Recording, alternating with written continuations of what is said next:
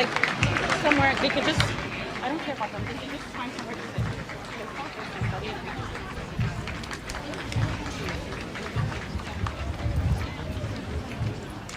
Here you go.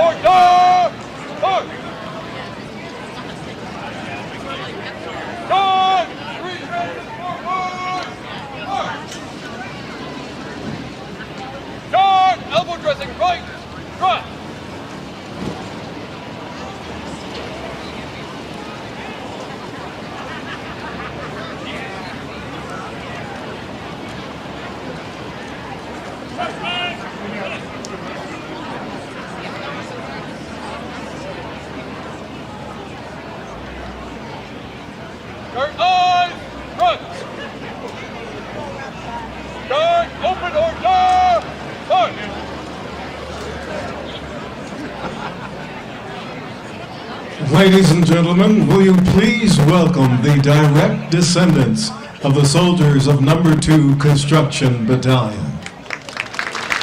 The sons, the daughters of the soldiers of No. 2 Construction Battalion.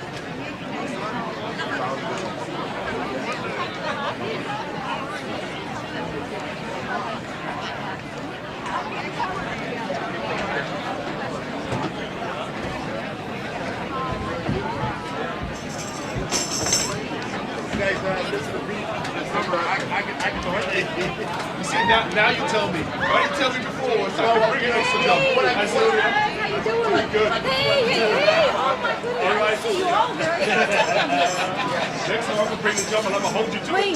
Wayne, do you have a place for me to come in? Not today.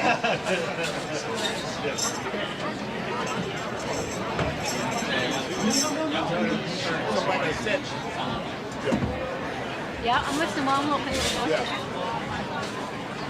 Somebody put the parents and hit the parents here too, right? Say Joseph. Yes. Frank, okay. 2 R's and Joseph, so we're like 4. Josie? Yeah. Girl, how are you feeling?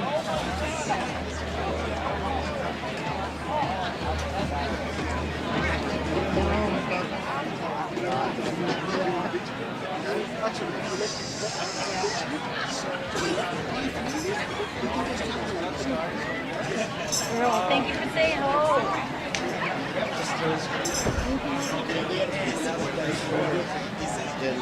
It's funny because some of them are, but then they seem to jump around. Yeah.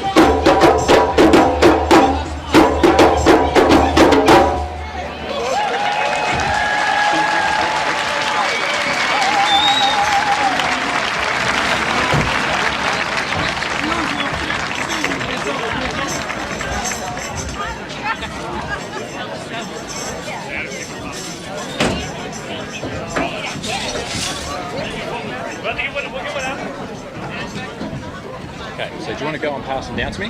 Do you want to go up there, pass them mics? The video's not on yet.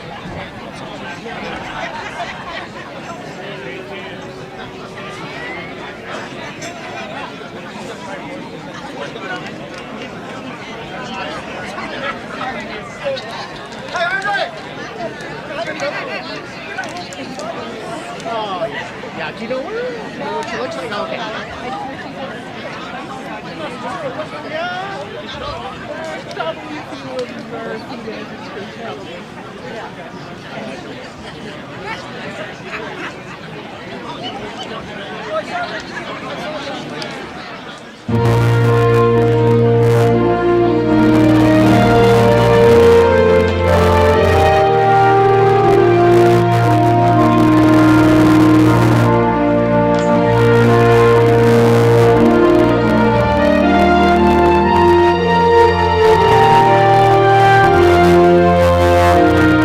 At the outbreak of the First World War in 1914, many black men felt the call to serve their country.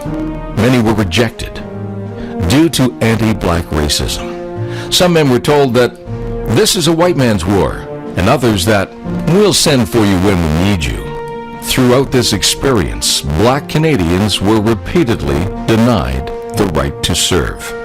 Through over 2 years of lobbying and letter writing by black community leaders and whites who did not support anti-black racism, a resolve was offered. In 1916, there was an urgent need for military labor units, and as a result, Canada agreed to a request from Britain to form a black labor battalion.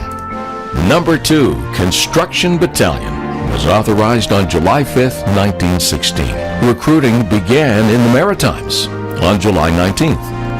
And by August 30th, the battalion became one of the few units that was allowed to recruit across the country, the United States, and Barbados. On March 28th, 1917, No. 2 Construction Battalion sailed from Halifax, Nova Scotia on the SS Southland and arrived in Liverpool, England. The men were sent to support Canadian Forestry Corps operations in the Jura Mountains of southeast France. This included operating and maintaining the water system that supplied all the camps, maintaining the roads, and helping build a logging railroad. They were also directly involved in timber operations. At the end of the war, most of the men from No. 2 Construction Battalion sailed for Halifax and were sent back to the provinces where they were originally recruited. No. 2 Construction Battalion was disbanded on September 20th, 1920, when the Canadian Expeditionary Force was dissolved.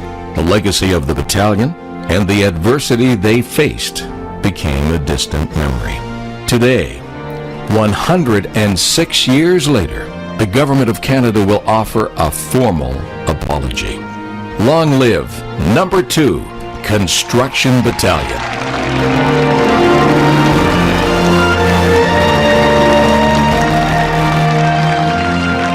Your MC for today's event is Anthony Sherwood. Hello, Nova Scotia! Bonjour, Nouvelle-Écosse!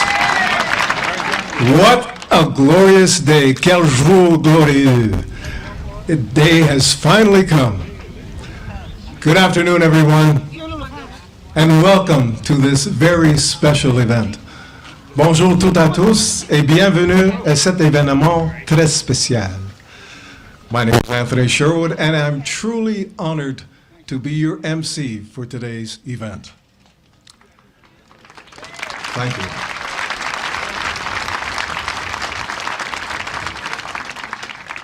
I would like to begin by acknowledging that we are on the unceded traditional territory of the Mi'kmaq people.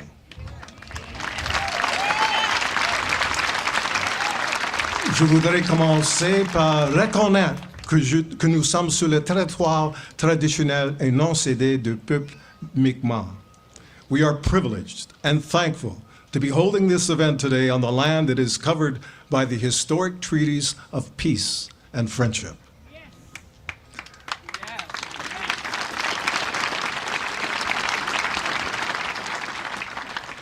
I would also like to acknowledge that the existence of people of African descent in Nova Scotia has been for over 400 years.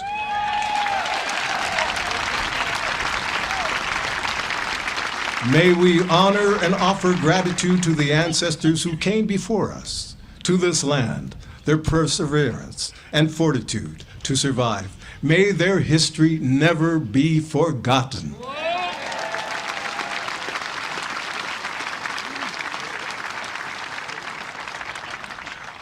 I want to have a special thank you for the drummers from home who performed just before the ceremony.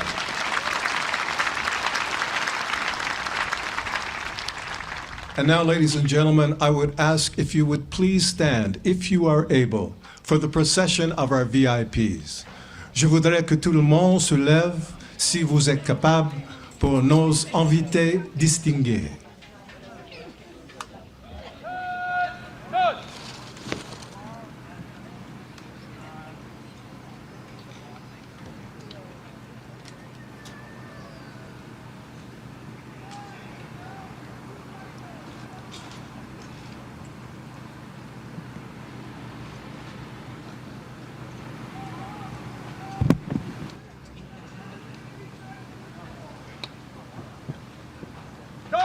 Salut général, présenté. Oh.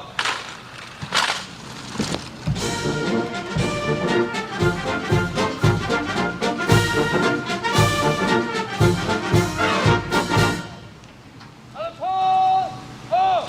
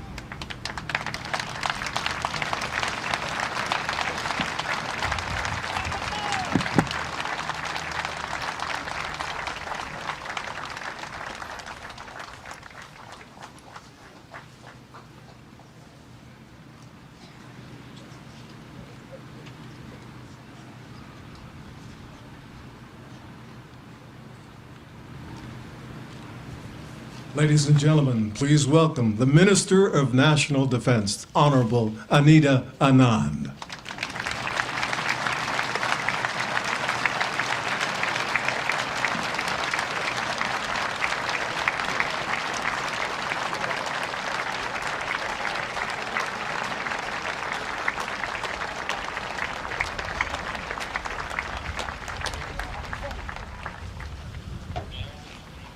Salut général, présenté.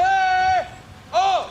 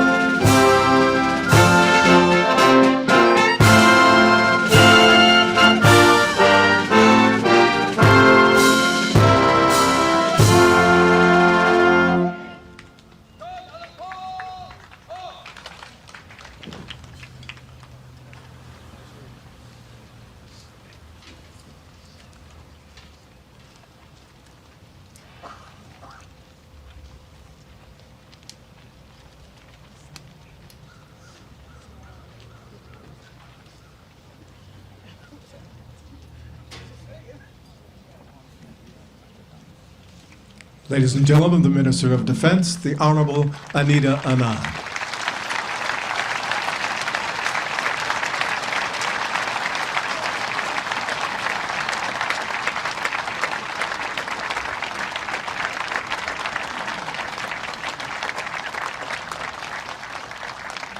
Welcome home, ma'am.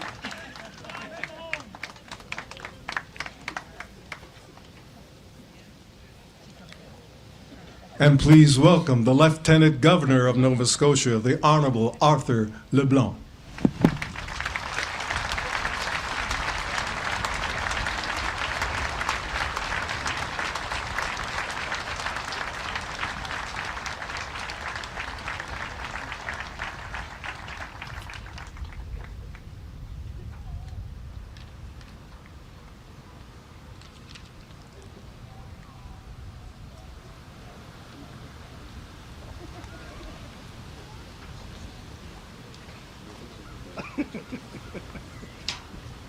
God salut royal présenté. Oh!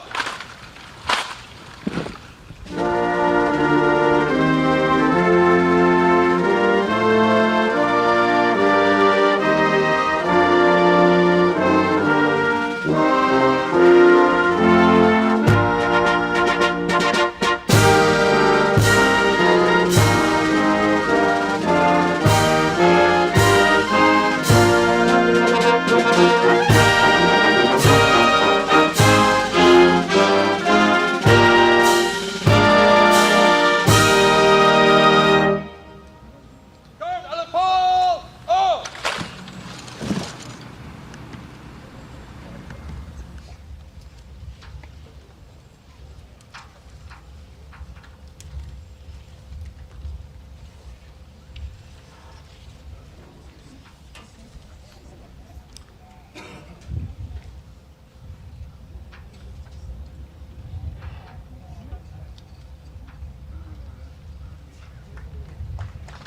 Ladies and gentlemen, the Lieutenant Governor of Nova Scotia, the Honorable Arthur LeBlanc.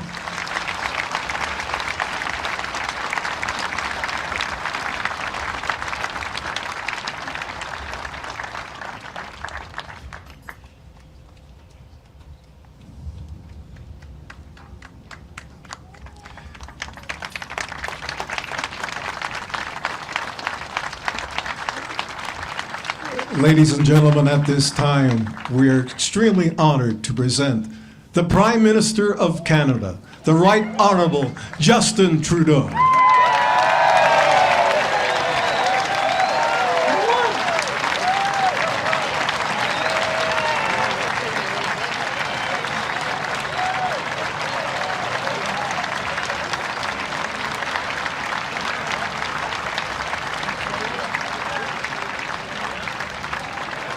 God salut général présenté. Oh!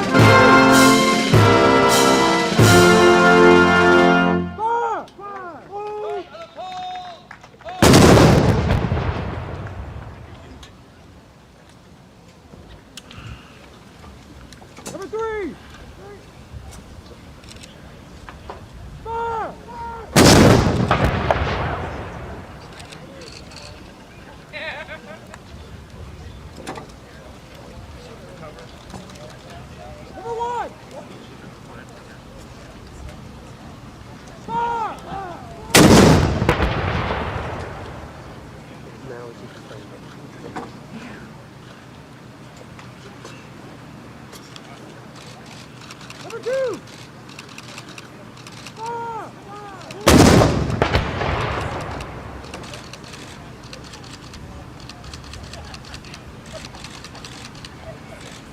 Number 3.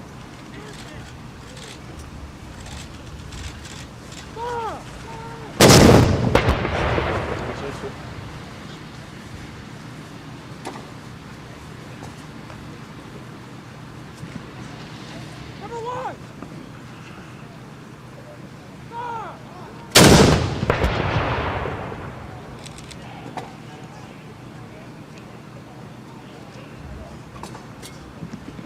Number 2.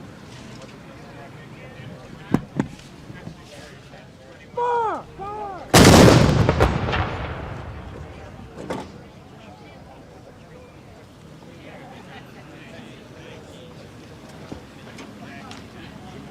Number 3. 4.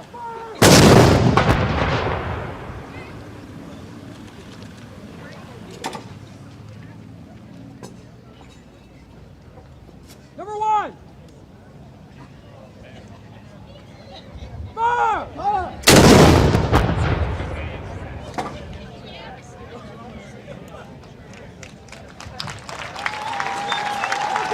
Mesdames et messieurs, le Premier ministre du Canada, the Right Honorable Justin Trudeau.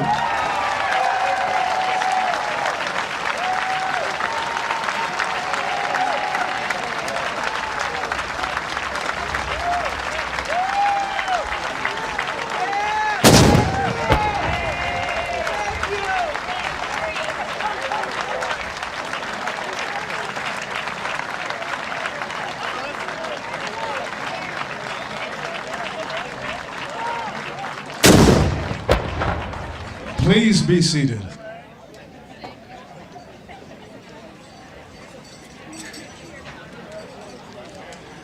We welcome you on this historic occasion and to this historic place where No. 2 Construction Battalion was once trained right here in Truro, Nova Scotia, and where the brave soldiers of No. 2 walked on the very ground that we stand on. Bienvenue à cet endroit historique où les soldats noirs du 12e Bataillon de construction recevaient leur formation.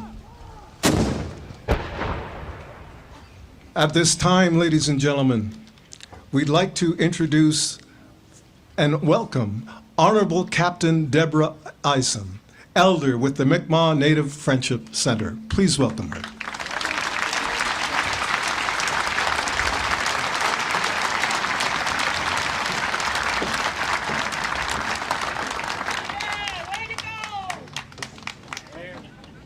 Ani bojo nani temakus and dejanakas no mayangunaway and ishnabekwe batwana. Creator, we say miigwich for this beautiful sunshine that you have given us today to help ignite the fire in our bellies to move ahead with yet another day. Creator, as we gather today, we acknowledge and to honor the members and their families of the No. 2 Construction Battalion who never once wavered in their understanding of the need when the time came to come together to fight for Turtle Island and to protect Mother Earth at all costs. Creator, we call out to you to watch over and protect all of our nation's military members and their families. Sustain them and guide them with love and understanding. Creator, we take into your most gracious protection our service members currently deployed. May you be their comfort, their guide, as they live and walk in a foreign land. Give them reassurance that you are a shield around them, an ever-present help in time of need. Grant our service members courage so that in all things they may serve without reproach. Encourage them while they also encourage one another. Creator, as they serve around the world and here on Turtle Island, we ask that you guide their families and loved ones, provide them with peace and surround them with love as they mourn the absence of their loved ones and long for their return. May they find hope and strength in you for the trials of each new day. Creator, embrace military children, who endure the difficult burden of knowing their father or mother is in harm's way for months on end. Guard these children's hearts and minds despite the loneliness and uncertainty of having a parent deployed. Creator, be with marriages in the military. Preserve the bonds of husbands and wives and of life partners, despite the stress that military life brings. Give them the strength and resilience to endure separations, frequent moves, and all the uncertainty military life brings. Creator, for some, service takes their toll permanently in physical and emotional damage. For those wounded in battle, we pray you come beside them, sustain and strengthen them amidst treatment, pain, and adjustments to life with an injury. Help them to find competent care and support, and to not be afraid to reach out for a helping hand or a listening ear. Be with their caregivers in the demanding role they have. Give caregivers renewed energy to offer support and love as they tend to the needs of the injured. Strengthen them as they both monitor and advocate for their loved ones. Creator, some have made the ultimate sacrifice, laying down their precious lives in service to our nation. Each one of them was a son or a daughter, an auntie or an uncle, perhaps a husband or wife, father, a mother, a grandma, or a grandpa. For all those who feel the pain and the toll of this war and the loss of their loved ones, comfort them. As they cast their cares on you, may they know the consolation of your love. We say miigwech willalan for the freedoms these service members fought for, which we enjoy today. For each and every veteran who has served our country through the years, we say miigwech willalan for their sacrifice. Comfort those who struggle life after service. Help us to honor and to care for those who have given so much for us. Creator, be with our nation's leaders as well, and all those who make decisions for our military. Give them wisdom and discernment in everything they do. Creator, we long for the day when the Algonquin prophecy of the seventh fire comes to fruition, which talks of a time when people will be brought together by the talents they have and not by the color of their skin. Taho miigwech, aha.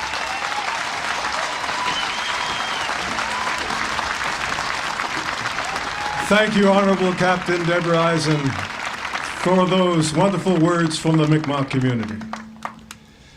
I would like now to call on Reverend Dr. Leonard Anderson of the African United Baptist Association to begin our event with a blessing.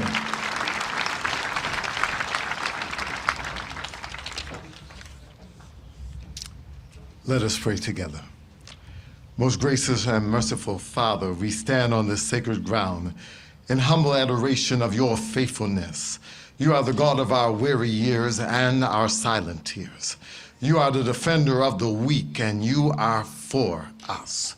We praise you for all who have labored for liberty, justice, and peace. We recall the sacrifices of the members of the No.2 Construction Battalion and their families. May those we honor here today never be forgotten. Thank you for their survival of our rich African Nova Scotian culture, history, and ancestry. Today we proudly stand on the shoulders of great giants, freedom fighters, justice champions, those who bore the burden in the heat of the day and fought against the tyranny of a racist society. We stand on the shoulders of those who fought to fight for a country that did not see their dignity, humanity, equality, or bravery of service. We gather to acknowledge the failures of the past, the deep trauma and the injustices imposed upon our ancestors. And thus we pray for healing and racial reconciliation. It is our prayer that you would bless the political leaders of our country who have the courage, humility, and the grace to acknowledge systemic discrimination, to seek our forgiveness, and to embrace the opportunity to make amends. Father, where others have wronged us, grant us a gracious spirit that we might forgive even as we have been forgiven. Kindle in the hearts of all your people the true love for peace. Save us from prejudice, arrogance, hatred, and fear, and teach us how to live well together. Your word declares that someday people from every nation, tribe, and tongue will gather before your throne.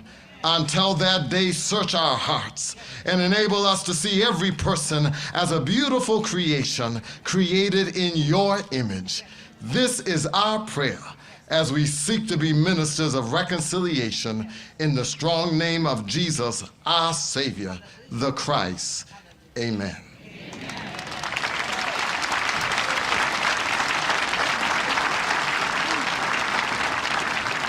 Thank you, Reverend Anderson, for those powerful words. À ce moment, je voudrais que tout le monde se lève, si vous êtes capable, pour chanter l'hymne national. At this time, ladies and gentlemen, we would please ask you to stand, if you are able, for the singing of our national anthem by Nova Scotia's own Rennie Smith, who will be singing O Canada, followed by the Black national anthem, Lift Every Voice.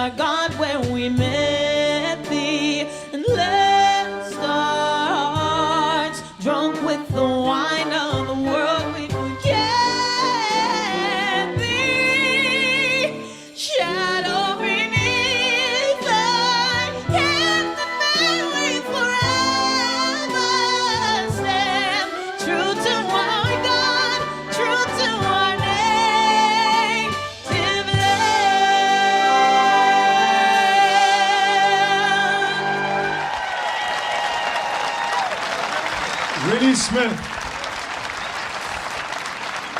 Thank you, René. Merci beaucoup.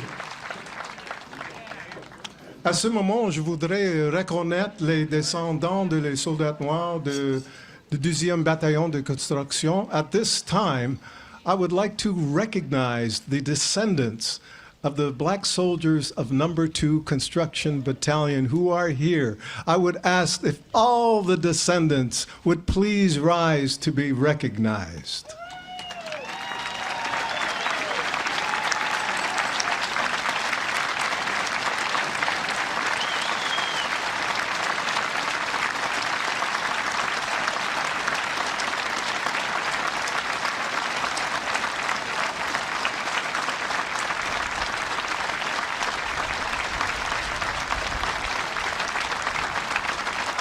Thank you so much. Thank you for being here. You may be seated. Je voudrais reconnaître le maire de Sceaux en France, Madame Evelyne Comte. Où êtes-vous? Levez-vous, s'il vous plaît. Oh. Merci beaucoup pour tout le travail que tu fais pour les soldats noirs canadiens. Merci. I would also like to recognize the widow of Calvin Ruck, Senator Calvin Ruck, who is also here today. Joyce Ruck, would you please stand?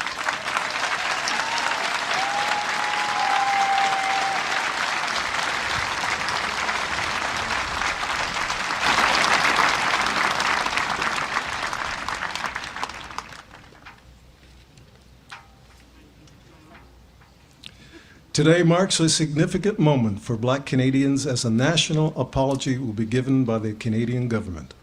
A great day indeed. One that I'm sure the men of the No.2 Construction Battalion would never imagine could come. Today is the realized dream of the men of No.2. We will now view, excuse-moi, je suis trompé un peu.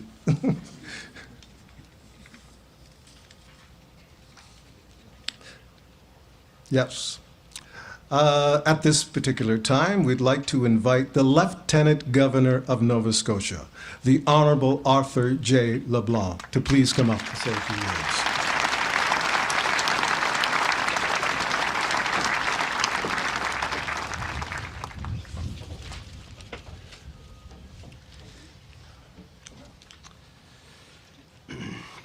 Prime Minister Trudeau, Minister Anand, former Lieutenant Governors Francis and Grant, Lieutenant General Allen, Lieutenant General Paul, members of the Senate and of the House of Commons, members of the House of Assembly, Your Worship, members of the Black Cultural Centre for Nova Scotia, families and descendants of the No.2 Construction Battalion, distinguished guests, ladies, gentlemen, and friends. As the Queen's representative in Nova Scotia, it is a privilege and an honor to participate in a national apology to the families and descendants of the No.2 Construction Battalion. Today, Canadians gather to pay tribute to the selfless service of more than 600 men who served king and country during the First World War while experiencing anti-Black racism and discrimination in many, many forms. À titre de représentant de la Reine en Nouvelle-Écosse, c'est un privilège pour moi de participer à l'activité nationale de présentation d'excuses aux familles et aux descendants du 2e bataillon de construction. Aujourd'hui, les Canadiens se rassemblent pour rendre hommage au service altruiste de plus de 600 hommes durant la Première Guerre mondiale, tout en étant victimes de nombreuses formes de racisme anti-noir. Those who joined the No.2 Construction Battalion, the only Canadian military unit that was primarily comprised of African Canadians, had been prevented from enlisting in the Canadian Expeditionary Force due to their race. While the No.2 Construction Battalion was established in response to letters and petitions from African Canadians who fought for the right to enlist, the battalion was largely assigned with manual labor duties, including lumber operations in France. Upon their return to Canada, the battalion was disbanded without receiving appropriate recognition for service and contributions to Canada's role in the Great War. Today, Nova Scotians and Canadians stand before the families and descendants of the No.2 Construction Battalion to acknowledge and to apologize for these acts of racism and discrimination. As a society, we take this moment to recommit to the values of diversity and inclusion in our institutions so that past harms are not repeated. Taking accountability for our history allows us to build communities where all individuals are free to live in peace and dignity. It also reminds us of the ongoing work that must be done to create lasting equality and inclusion for all. Et aujourd'hui, les gens de la Nouvelle-Écosse et du Canada reconnaissent les gestes discriminatoires et s'en excusent. En tant que société, nous renouvelons notre engagement à soutenir les valeurs de la diversité et de l'inclusion dans nos institutions pour que les torts du passé ne se répètent pas. Assumer la responsabilité de notre histoire nous permet de bâtir des communautés où toutes les personnes sont libres de vivre avec dignité et en paix. Ce fait historique nous rappelle également le travail qu'il faut continuer d'accomplir pour assurer l'égalité et l'inclusion de façon durable pour chaque personne. I want to take this opportunity to thank the Department of National Defense and the Black Cultural Center for Nova Scotia for bringing us together to publicly honor the distinguished service of the members of the No.2 Construction Battalion.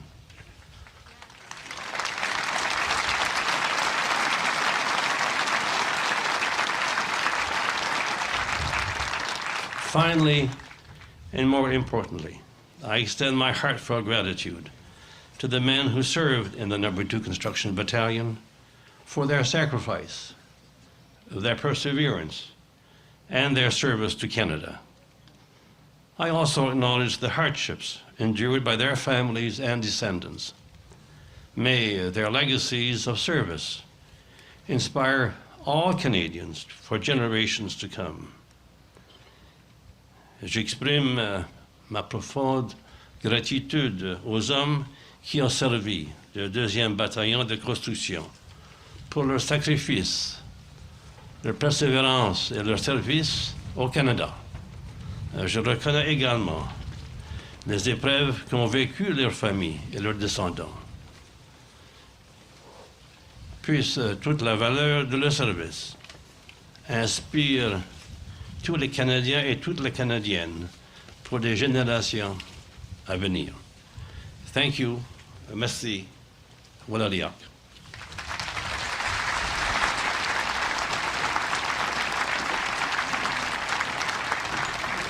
Merci beaucoup, Monsieur Leblanc. We would now like to invite Senator Wanda Thomas Bernard to bring a few remarks.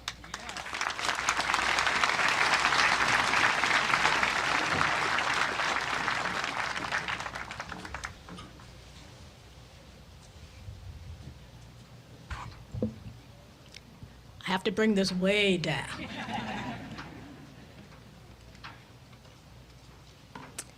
Your Honor, I want to thank you for your opening remarks. I want to acknowledge all the dignitaries that are here today.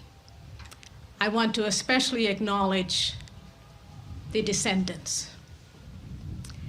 and all of you who have come out here today. I'm grateful for the opportunity to bring these brief remarks to you. I want to invite you to imagine what life was like for African Nova Scotians in 1915. Anti-Black racism was flourishing here in Nova Scotia, across this country, as it is today. Yes, slavery had been abolished, but anti-Black racism took root. Life on the margins, harsh conditions, inadequate means to provide for their families, yet they made a way out of no way. Our ancestors were survivors, and they were loyal Canadians. Even though they had a lifetime of second-class citizenship in this country. Imagine, despite their personal family and community struggles, they were also concerned about the global war effort, the First World War. Imagine they wanted to help, but they were denied the right to fight for their country. Imagine they had to fight their country to fight for their country, to fight for our country, to have the right to join the global war effort. Hence, the No.2 Construction Battalion was formed. Imagine the sacrifice and dedication. Imagine the fear and determination. Imagine the willingness to put your country first, even when that country didn't value or respect you. The No.2 Construction Battalion was Canada's best-kept secret until the late Senator Dr. Calvin Ruck wrote his book,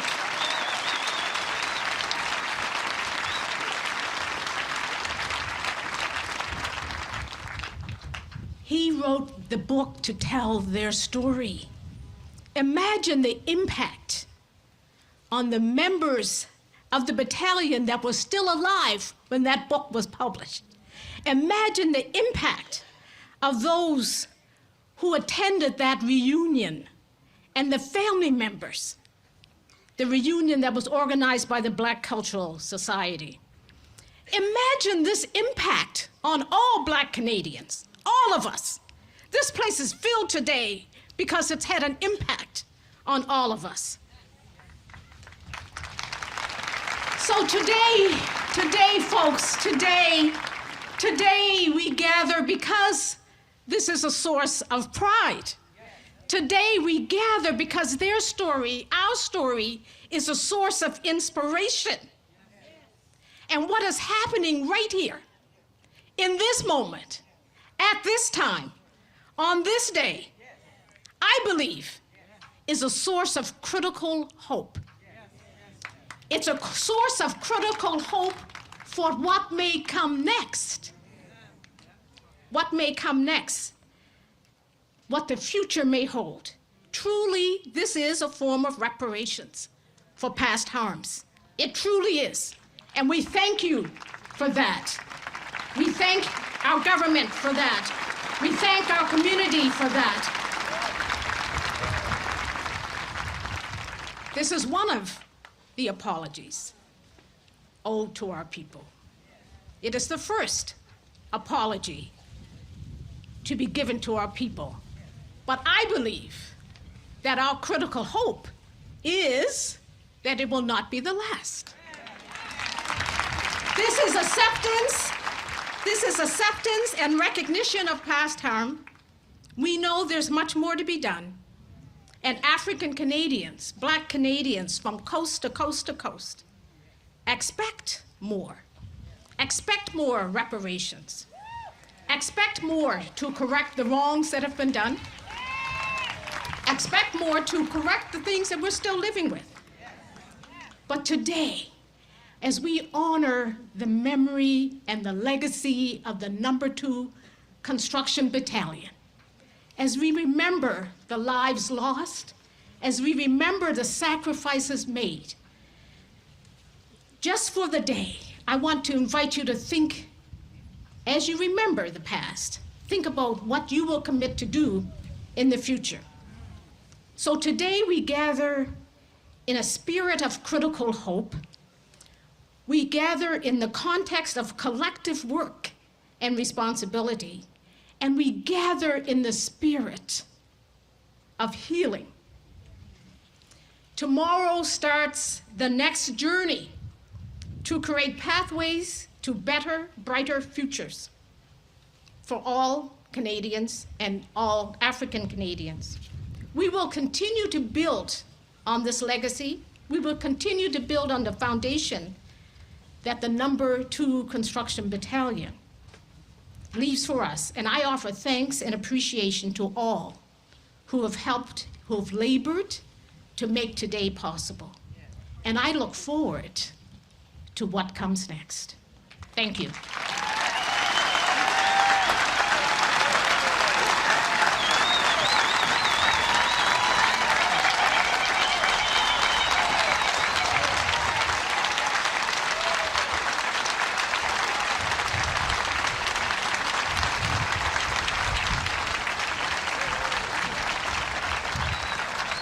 Thank you, Senator Thomas Bernard, for those powerful and passionate words spoken from someone, a sister of Nova Scotia who has lived and saw the trials and tribulations of her brothers and sisters of Nova Scotia. Thank you. I would now like to invite Member of Parliament Daryl Sampson, Parliamentary Secretary, Minister of Veteran Affairs, Parliamentary Secretary to the Minister of Veteran Affairs, and Associate Minister of National Defense.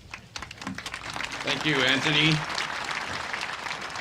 Well, I have to say that Wanda usually says she doesn't want to follow me when I speak, but I don't really feel that comfortable following her today because that was exceptional, Wanda. Wow, wow, wow. Distinguished guests, descendants, friends, colleagues, what a beautiful day for a beautiful ceremony, for a beautiful apology. Allô, bienvenue, quoi. À mon nom et au nom du ministre des Anciens combattants du Canada, l'honorable Lawrence Macaulay, je souhaite témoigner notre reconnaissance des soldats noirs, de leurs familles, de leur communauté de la Première Guerre mondiale. The Sackville-Preston-Chesapeake riding is home to our country's oldest multi-generational Black community.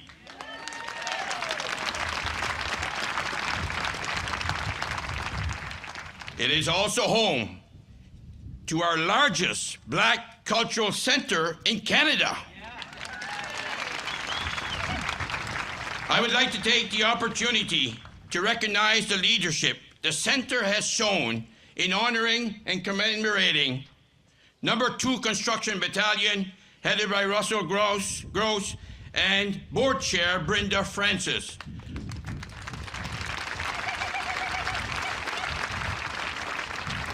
The ceremony in Pictou on Tuesday was outstanding. The ceremony last night at the Black Cultural Center was outstanding, and here we are in a very, very special day, and it will be outstanding, of course. To this day, it remains regrettable, part of our history, that so many Black Canadians were denied the right to serve their country.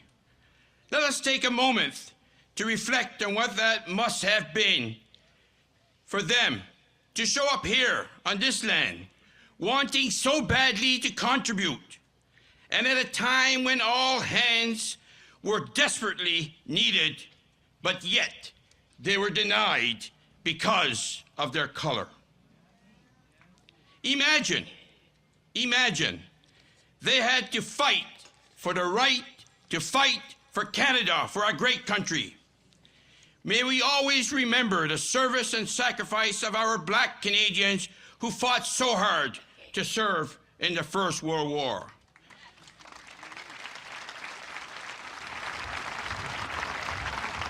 It is now my pleasure to invite my colleague and former chair and founder of the Liberal Black Caucus and the Parliamentary Black Caucus, Greg Fergus, to say a few words. Thank you. Merci beaucoup. Great.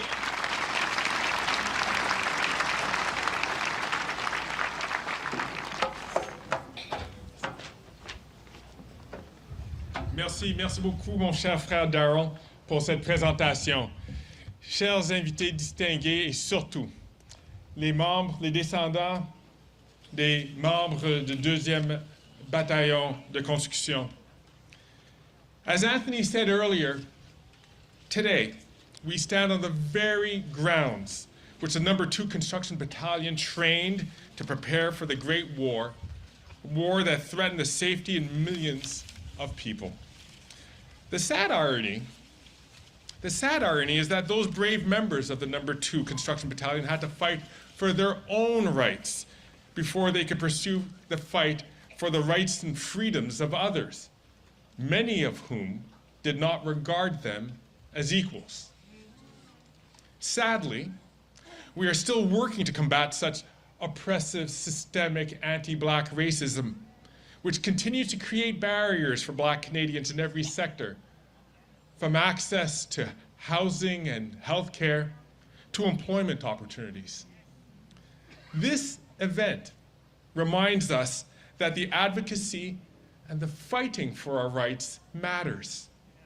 It certainly mattered back in 1916 when Black soldiers were being turned away from wanting to go to war for their country. And it still matters today.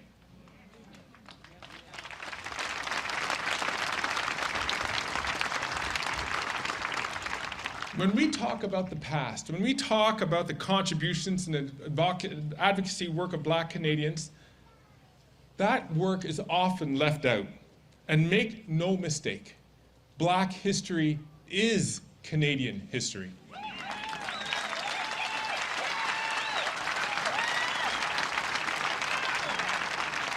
The brave members of the No. 2 Construction Battalion were testament to that unwavering spirit of Black Canadians who meaningfully contributed to our nation, even if those efforts were left out of the history books. It was the tireless advocacy of Black communities across Canada for nearly 2 years at that time that resulted in the formation of the No. 2 Construction Battalion, or the Black Battalion, in Pictou, Nova Scotia on July 5, 1916. And to build on that, it took decades of advocacy efforts within the Black community to make today's announcement a reality. There are so many people to thank, but let me take a moment to thank Lieutenant Colonel Pitcher for his unflagging leadership in consulting with the descendants of the No. 2 Construction Battalion.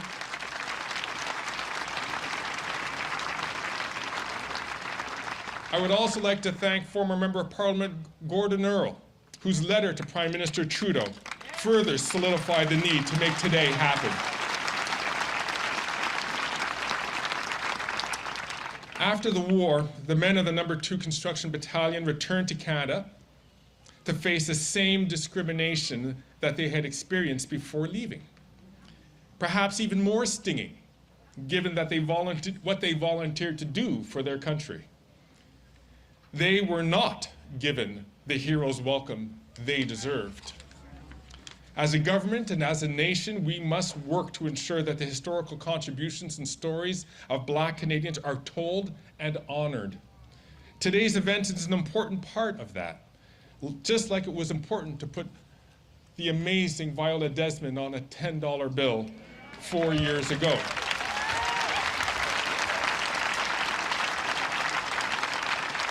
Now, the Government of Canada is working to address historical injustice. Now, why are we doing so? Why are we doing so? We're doing so, the answer is very simple. Recognizing and addressing historical injustices ensure that they never happen again. Today, we are giving the members of the No. 2 Construction Battalion the hero's welcome they never got in 1918, but so richly deserved. And today, we're building ourselves a future that Canada so richly deserves. Thank you, merci, miigwech.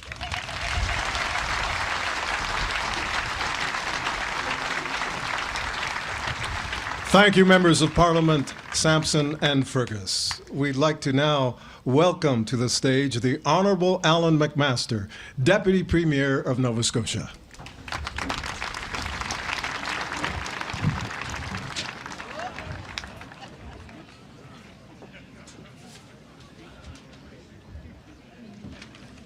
I think the mic is just fine where it is. Prime Minister, Your Honor, Minister Anand, Associate Minister Sampson, Minister of African Nova Scotia Affairs Pat Dunn, Minister for Military Relations John Lohr, some of your local representatives from the provincial legislature are here with you today. Tony Ince, Tom Taggart, Larry Harrison, Ali Douali, Angela Simmons, and Elizabeth Smith McCrossan.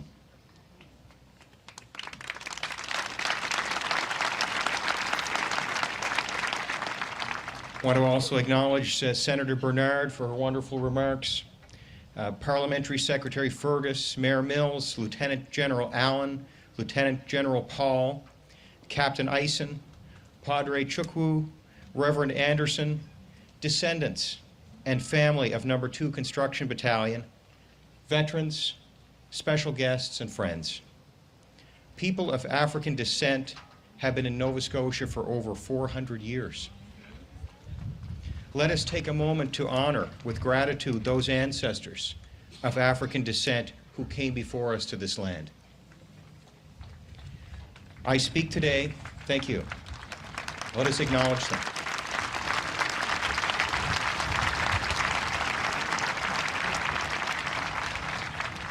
I speak today on behalf of Premier Tim Houston on this special day.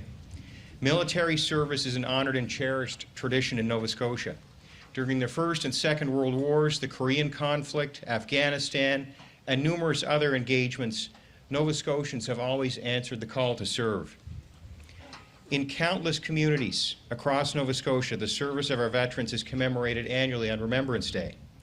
But today we are gathered here in Truro to acknowledge that such service has not always been treated with equal respect. Today, we pay tribute to more than 600 brave Canadians of African descent who formed the No. 2 Construction Battalion during World War I, whose service was not celebrated as much as it should have been. These soldiers came from historic Nova Scotian communities from around our province.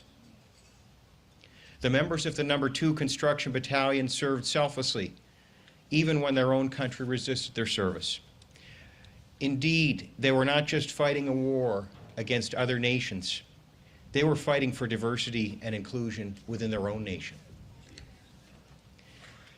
That fact is being acknowledged here today through an apology on behalf of the people of Canada. And I want to thank the Prime Minister and Minister Anand for carrying that message here today.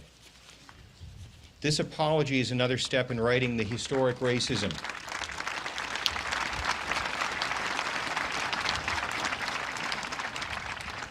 This apology is another step in righting the historic racism and discrimination the battalion experienced. It is part of atoning for the past. We need to continue honoring No. 2 Construction Battalion and their descendants when sharing our country's military history. And we need to continue honoring African Nova Scotian history and listening to the voices, experiences, and perspectives of people of African descent if we are to move our society forward.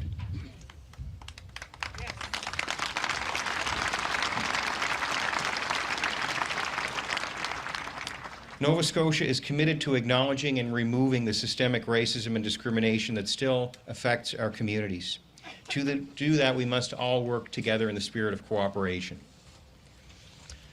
To close, I want to thank the governments of Canada and Nova Scotia, the Black Cultural Centre for Nova Scotia, the town of Truro, the town of Pictou, Eastlink Community Television, the African Nova Scotian communities members for their hard work in making today's ceremony possible, and to the descendants and family of No. 2 Construction Battalion. I want to extend our province's appreciation for the sacrifices and contributions of your ancestors. When I think of their courage, their resolve, and their faith in the journeys that they have faced, they and you have helped to make our province and our country a better place.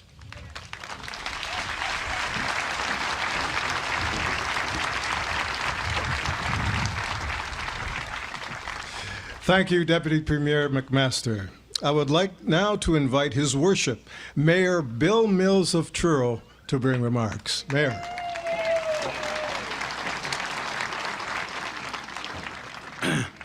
Thank you very much, and good afternoon, ladies and gentlemen.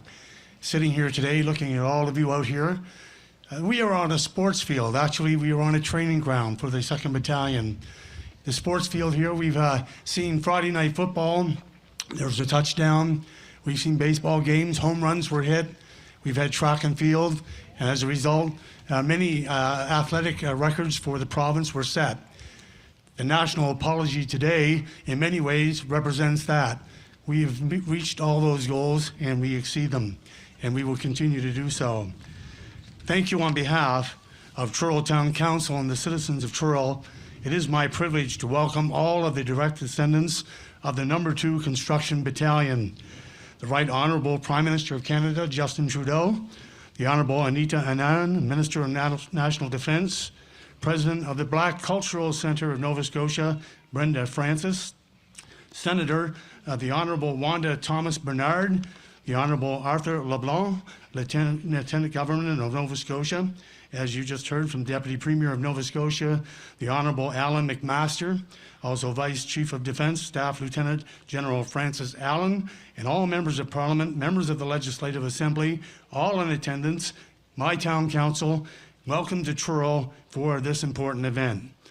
I am honored today to participate in this event and recognize the significance of this historic site and the history of the No. 2 Construction Battalion. In 2019, Truro Town Council embarked into what many in our local African Nova Scotian community called a historic partnership to develop an action plan that would help guide the town and the community to find solutions to long-standing issues around recognition, communication, and understanding. Since then, Council has worked collaboratively with the African Nova Scotian community to enhance our relationship and recognize their historical contributions to the community, and there have been many. We embrace this partnership with collective pride in taking a first step of many, while knowing there was and there is much more work to do. We also wish to acknowledge today's significance and the contributions of the No. 2 Construction Battalion members, many of whom were from the Truro area. Over the next 2 years, the facility that you're sitting and standing on today will be redeveloped into a modern sports facility. And as part of that redevelopment, Truro Town Council, with input from our local African Nova Scotian community, has decided to rename this facility to honor the importance of the No. 2 Construction Battalion.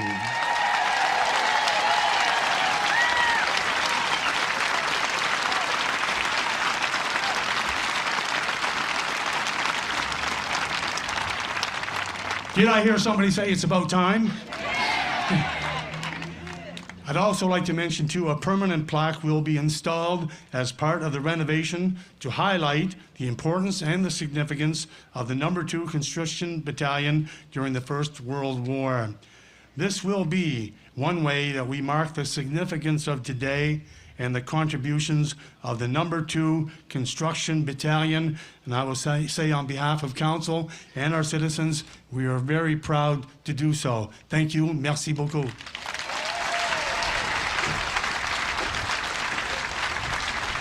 Thank you, Mayor Mills, for that wonderful announcement and for welcoming us to Truro and for opening up your city to allow us to host this very important event.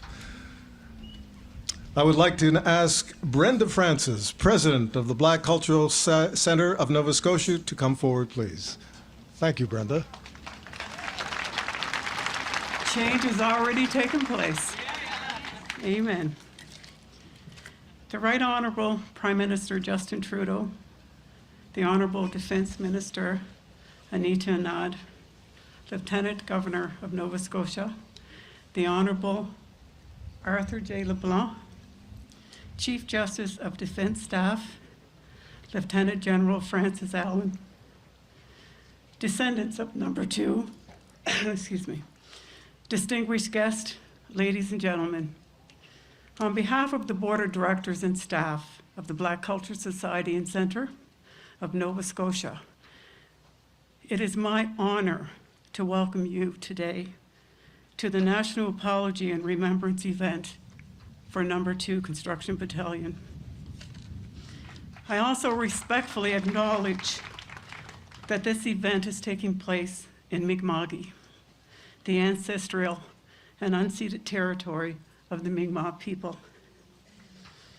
I too like to acknowledge the existence of Black or African ancestry in Nova Scotia for over 400 years. We must honor and offer gratitude to our ancestors who came before us to this land and recognize our responsibility to preserve our history.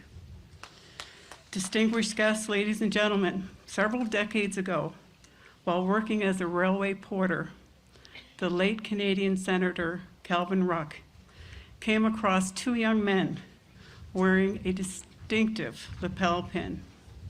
They explained to him that they served in No.2 Construction Battalion, or the Black Battalion during the First World War.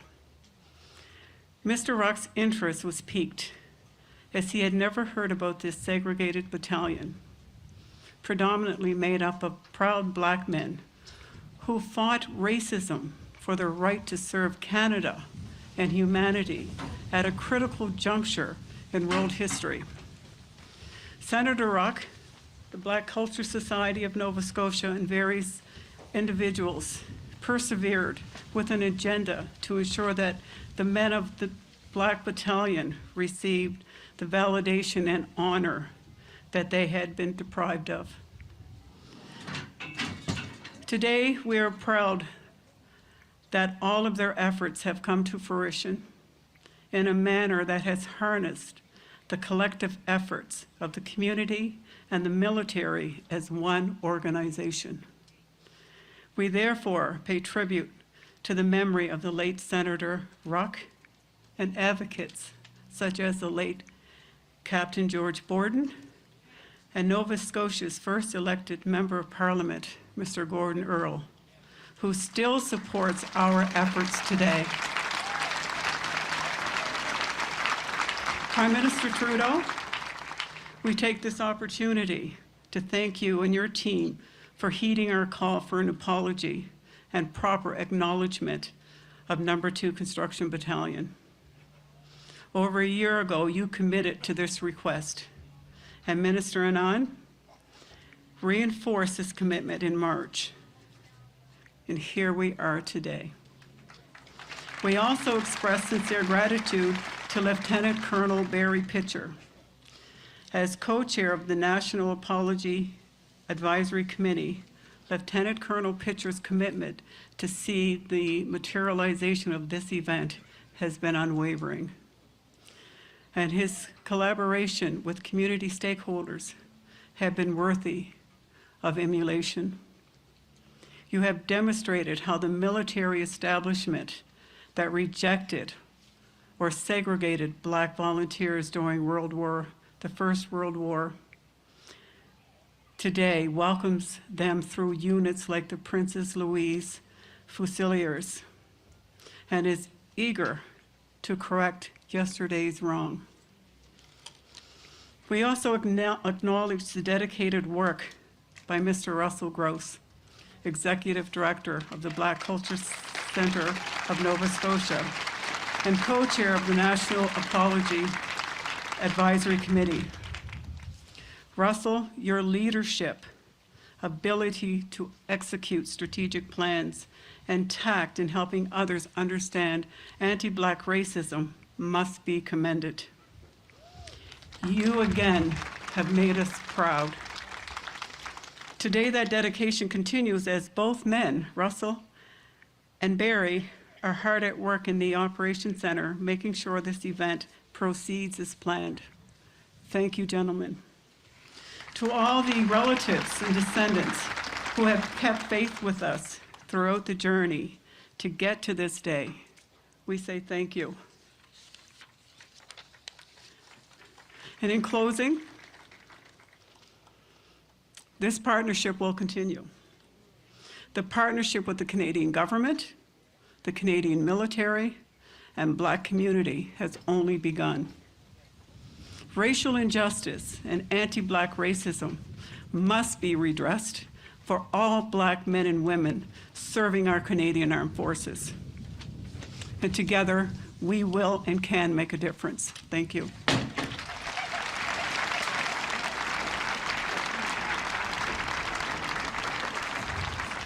Thank you, Brenda. As Brenda mentioned just now, this journey towards a national apology would not have been possible without the hard work and dedication of the National Apology Advisory Committee, co-chaired by Lieutenant Colonel Barry Pitcher and Executive Director Russell Gross. And on behalf of the National Advisory Committee, we would welcome my cousin, Sheila White, to the stand to say a few words.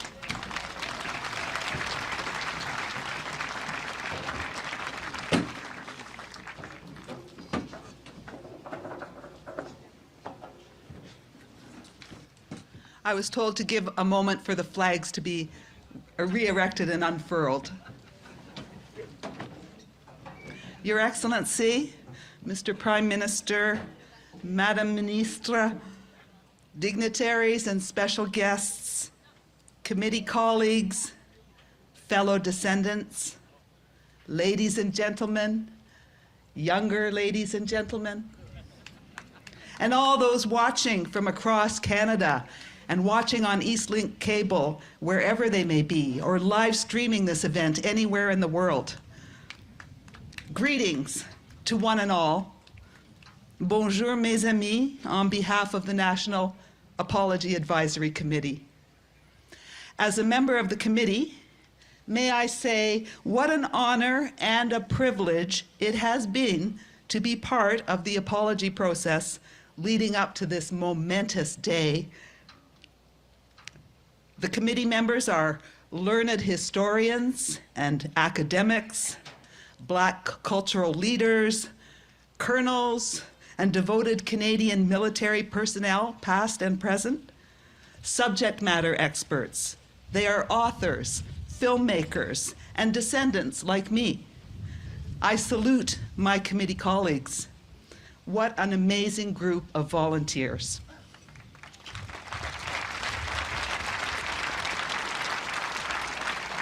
I know they are as proud as I am to have been charged with advising the government on the steering of this apology event, and to know that our input will continue to be sought regarding the initiatives that flow from this starting point.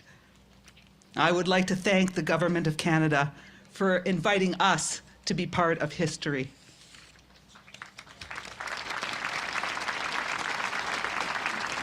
On behalf of the White family on both sides of the Canada-US border, we stand tall with all other descendants as today's honors are bestowed upon our ancestors. And although I never knew my grandpa Andrew, he died in 1936, I do know he lives strong in our family line and in Canada's fabric. What W. Andrew White stood for can guide all of us, is instructive for all Canadians, especially now. We have the motto emblazoned on a White family t-shirt, our creed. It says scholarship, fellowship, friendship, and leadership. Scholarship, fellowship, friendship, leadership, 4 attributes I found in abundance on this committee and in the government's commitment here and across our nation to address anti-Black racism and try to right the wrongs of our past. Thank you. Merci, miigwech.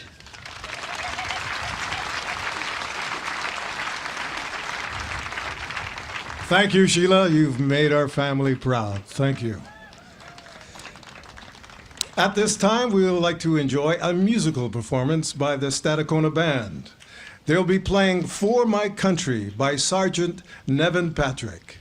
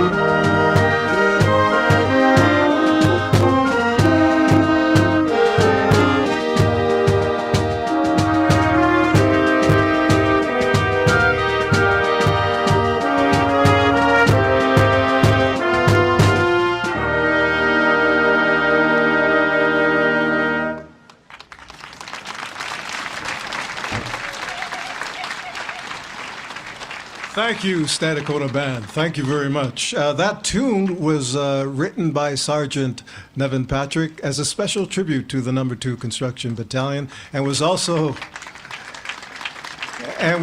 featured at this year's Nova Scotia Tattoo.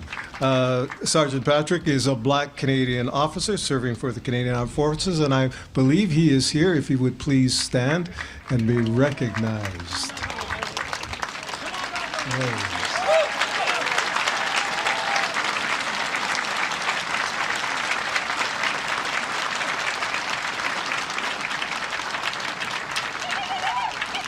At this time, I would like to introduce Padre Major Chinidu Chakwu, who will lead us through this time of remembrance.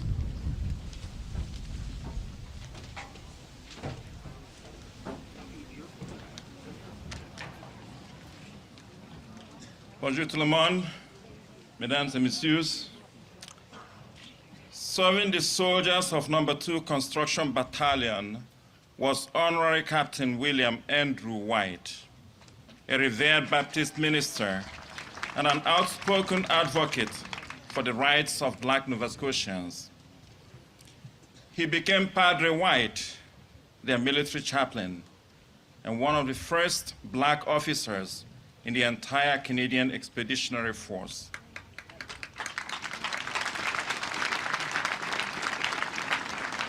Throughout the war, Padre White witnessed the effects of racism against his soldiers and fought to rectify their mistreatments. At the onset of winter, he noticed that many of the soldiers did not have underwears and socks and demanded they receive basic clothing. He repeatedly advocated for seriously ill soldiers, even when military doctors refused care. In one such situation, Padre White stayed by the bedside of Private John Mansfield until he died. In countless ways, Padre White embodied the spirit of resilience and hope that characterized the fighting spirit of the soldiers of No. 2 Construction Battalion. Today, we honor them. We honor their sacrifice. We honor their service. We honor their fallen. We honor their fight against injustice and racism. We honor their goodness, resilience, and faithfulness that triumphed.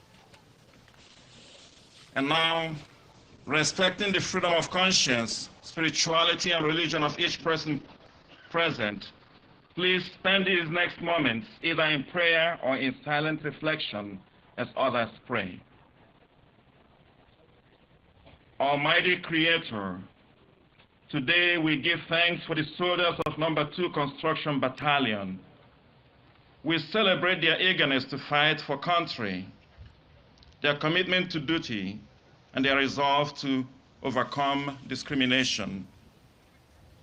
Today, we lament the segregation, racism, and injustice that came against them. May today's apology be a turning point to ensure that all citizens are treated with dignity and respect.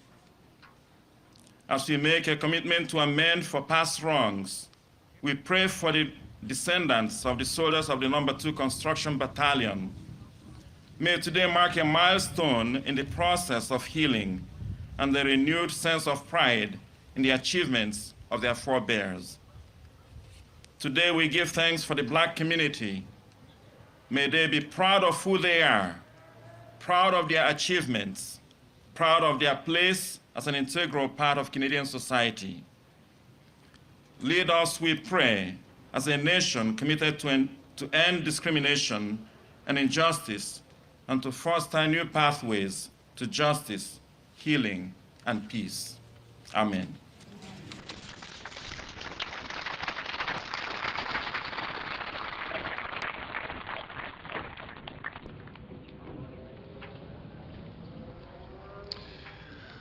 We would now like to invite Rennie Smith back on stage. I believe we're going to have a bugler play The Last Post. This is... The bagpipes first.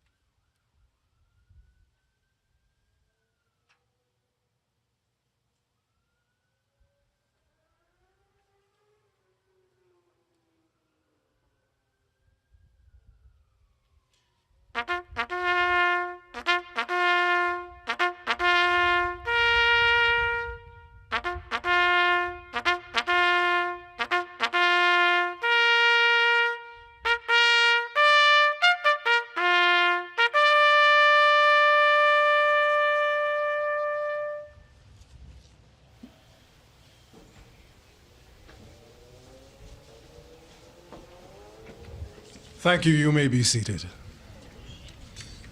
I'd like to thank the bagpiper during that time of remembrance, and also the bugler, Petty Officer Second Class Greg Moffat, for that rendition of The Last Post.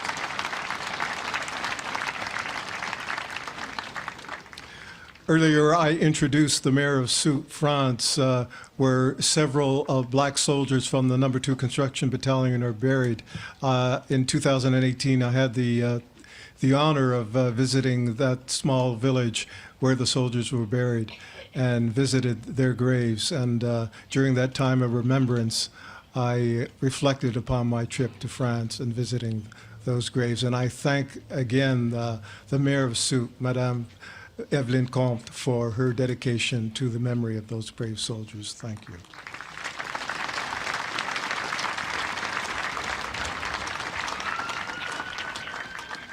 I'd like to invite Rennie Smith back onto the stage for a musical performance for a tune called Dream.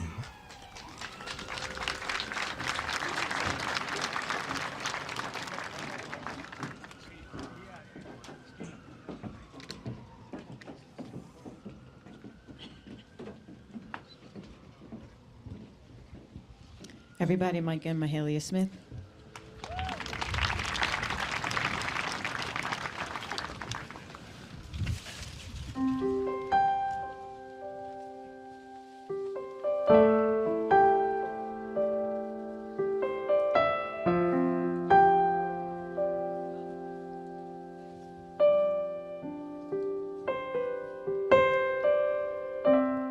Have you ever searched for something or someone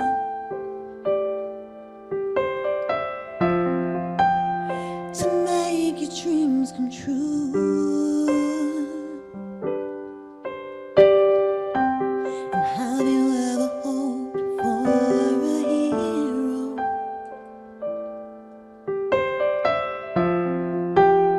to come and rescue you?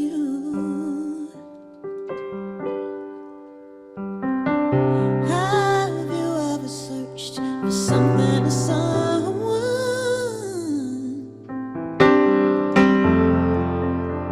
to give you everything you need? And have you ever prayed for a miracle to come and set you free? You just dream big, don't dream small. 'Cause if you don't dream big, don't dream at all. Dream big, yeah, don't dream small, no. 'Cause if you don't dream big, don't dream at all.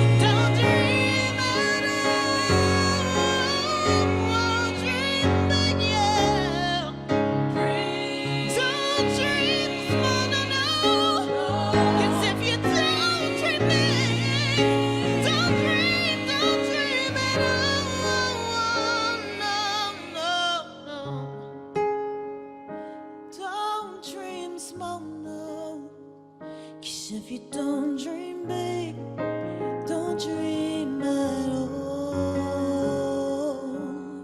Dream big, yeah. Don't dream small now. 'Cause if you don't dream big, don't dream at all.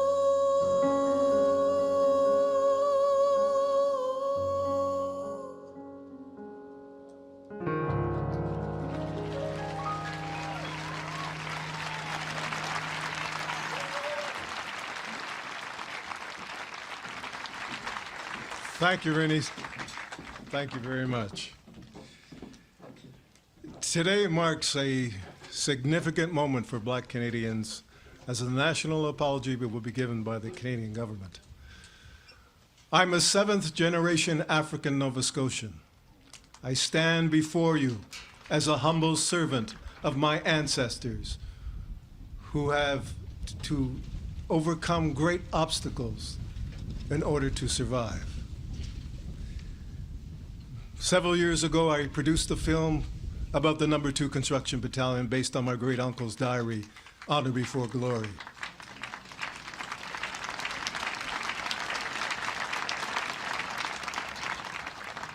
This is an international story, as members of the No. 2 came from all across Canada, the United States, and the Caribbean. And the film has taken me to all those places. And everywhere I go, people are amazed at this history and at this story that they never knew happened, about this amazing battalion that existed that they never knew. And I know that these members of the No. 2 Construction Battalion would have never imagined that this day would come, thanks to the government of Canada.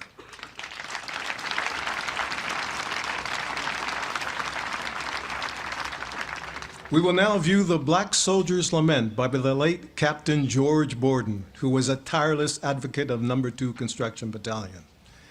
Today, we remember Captain Borden, who was a leader that was a critical role in this apology process prior to his passing in 2020.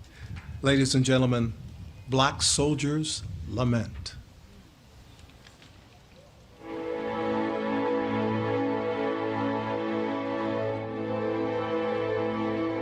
The bugle called, and forth we went to serve the crown, our backs far bent, and build whate'er that must be done, but ne'er to fire an angry gun. No heroes we, no, nay, not one. With deep lament we did our job, despite the shame, our manhood robbed. We built and fixed again to prove our worth as proud black men and hasten sure the Kaiser's end. From Scotia Port to Seaport Square, across to France, the conflict there, at Villajou and Place Perron, for God and King to right the wrong. The No. 2, 600 strong. Stripped to the waist and sweated chest, midday's reprieve, much needed rest. We dug and hauled and lifted high, from trenches deep towards the sky. Non-fighting troops, and yet we die. The peace restored, the battle won. Black sweat and toil had beat the Hun. Black blood was spilled, black bodies maimed. For medals brave, no black was named. Yet proud were we, our pride unshamed. But time will bring forth other wars, then give to us more daring chores, that we might prove our courage strong, preserve the right, repel the wrong, and proud we'll sing the battle song.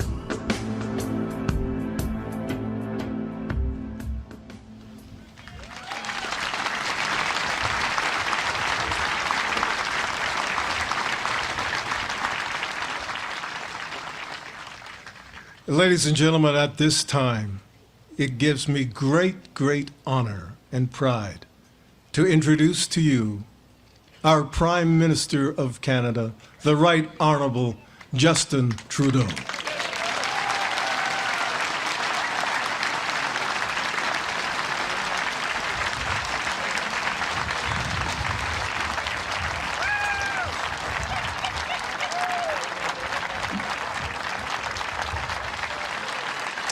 Good afternoon. Bonjour tout le monde. Thank you, everyone, for gathering here in Truro for such an important event, not just in Black history, but in Canadian history. I want to thank Lieutenant Governor LeBlanc, Deputy Premier McMaster, and Mayor Mills for being with us.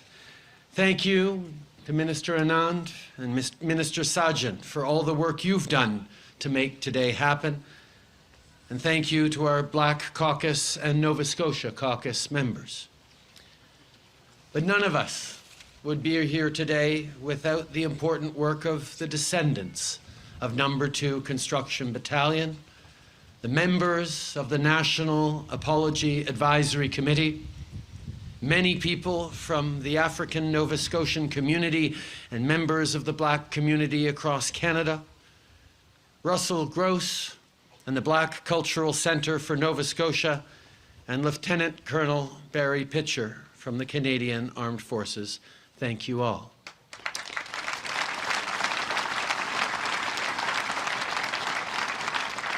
You persevered and kept the memory of Canada's first and only Black battalion alive, No. 2 Construction Battalion.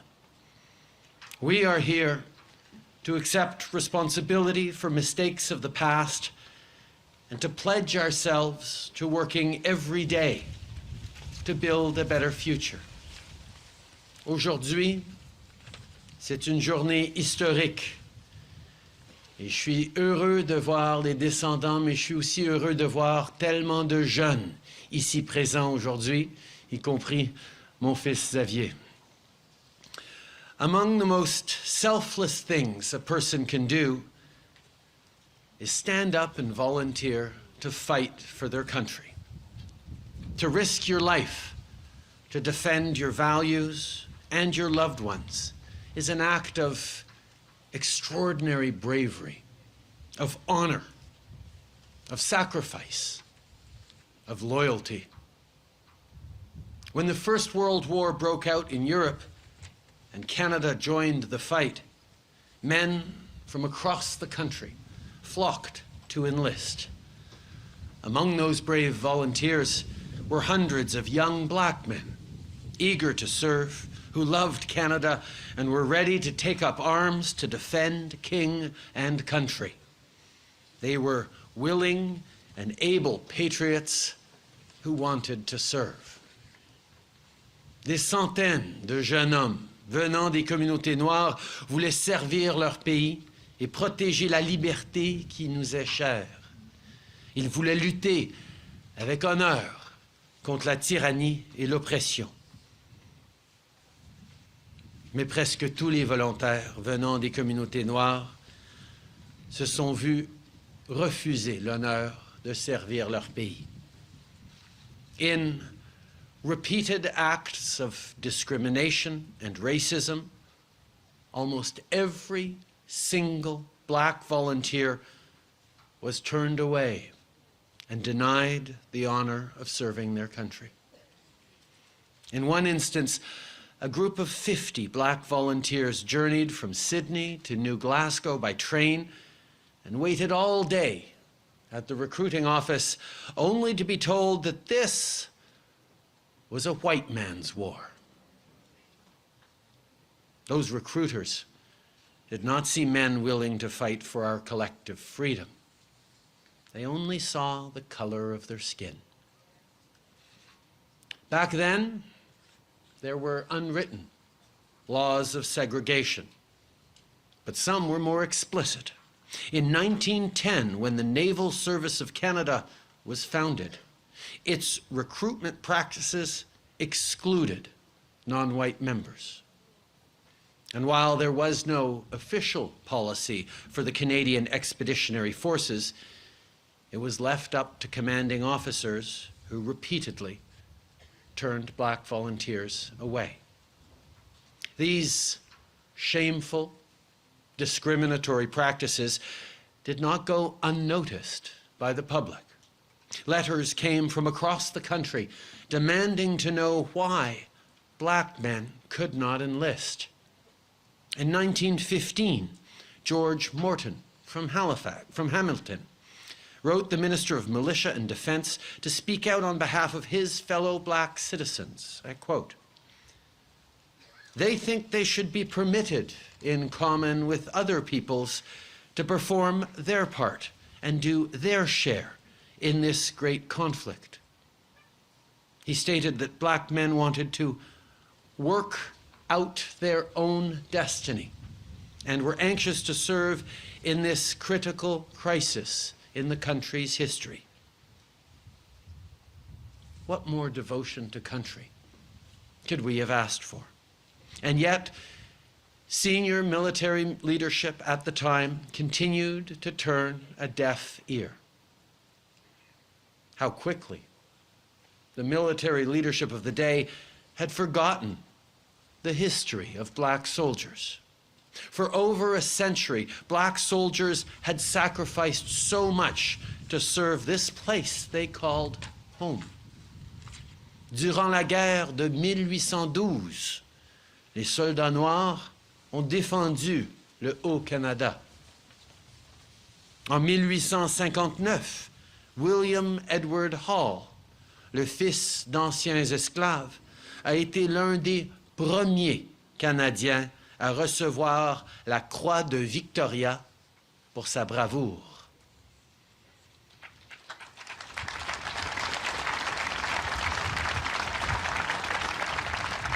In 1861, the Victoria Rifle Pioneers Corps became the first authorized military force in Western Canada and was comprised entirely of black men who had come to British Columbia to escape racial persecution down south.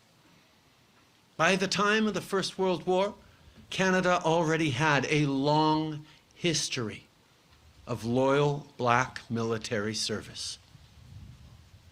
But in 1916, a major general took it upon himself to write a memo that disparaged the loyalty and combat capabilities of black men. This is what systemic racism and anti-black hate does. It suppresses the truth. It tries to rewrite history under false narratives. It buries the bravery, humanity, and common cause we share. But human nature shows us again and again that people will always find a way to stand up and demand their dignity.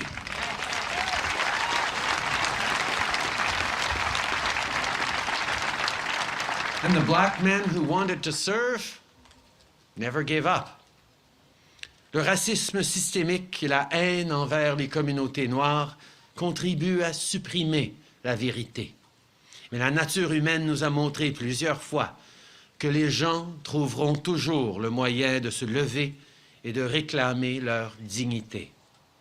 You see, 2 years after the war began, black men were finally permitted to form their own battalion, No.2 Construction Battalion, Canada's first and only black battalion.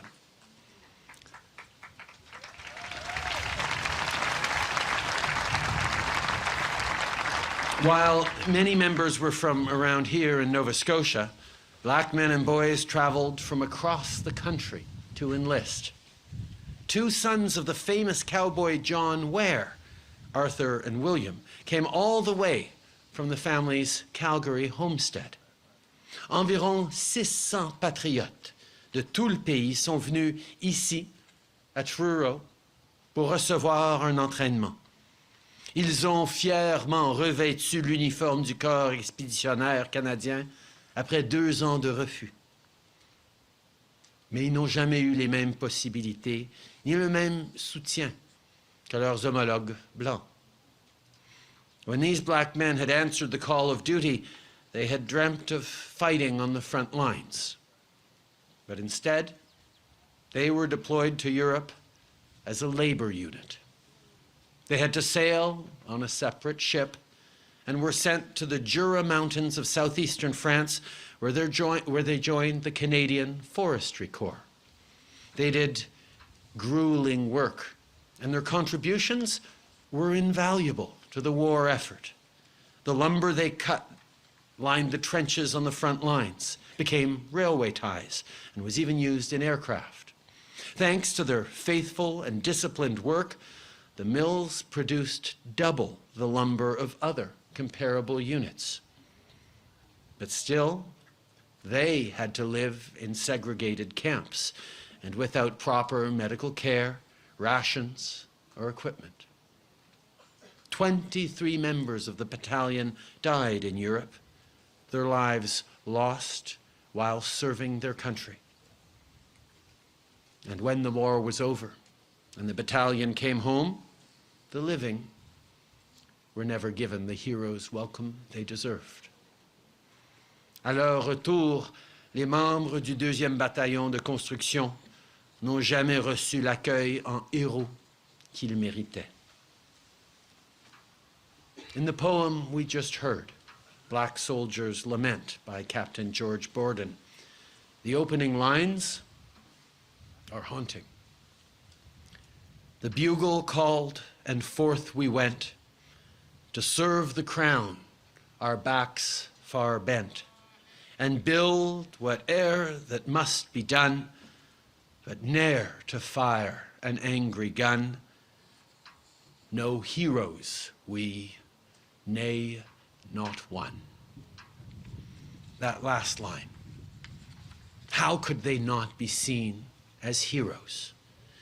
As a country, we failed to recognize their contributions for what they were. Their backbreaking work, their sacrifice, their very willingness to put their country before their self. The Great War was won at the hands of every soul that served. We owe these men, these brave black men, so much. Je suis ici aujourd'hui afin d'offrir les excuses du gouvernement du Canada pour la façon horrible dont ces patriotes ont été traités. I am here today to offer the Government of Canada's official apology for the appalling way these patriots were treated.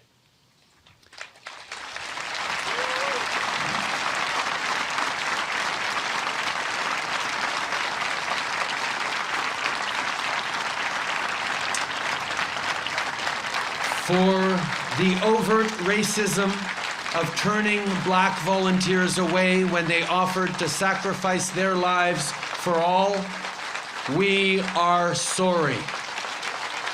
For not letting black service members fight alongside their white compatriots, for denying members of No. 2 Construction Battalion the care and support they deserved, we are sorry.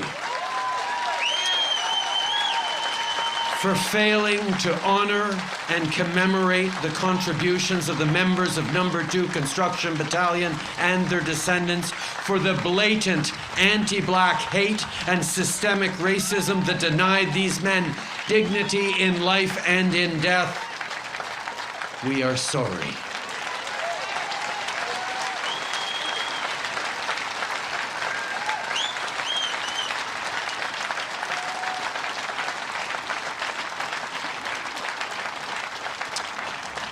On ne peut pas changer le passé, mais on doit tous saisir les occasions d'apprendre de nos erreurs.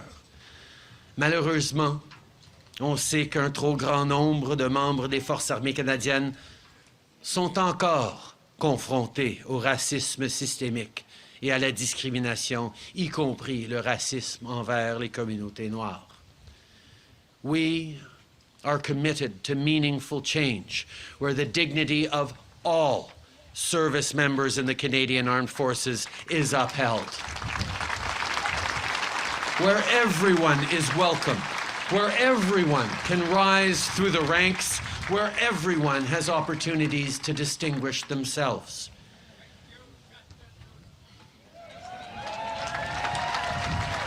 We cannot and we will not ever let what happened to No. 2 Construction Battalion happen again in ways large or small. And we cannot let the service of any member of our forces ever be overlooked or forgotten.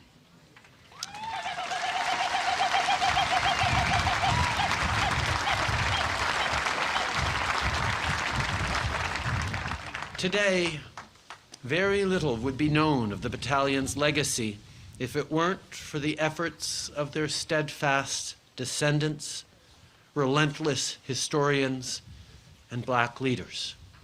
I want to, again, thank Russell Gross and all of those at the Black Cultural Centre for Nova Scotia for their work to research and preserve the memory of No. 2 Construction Battalion.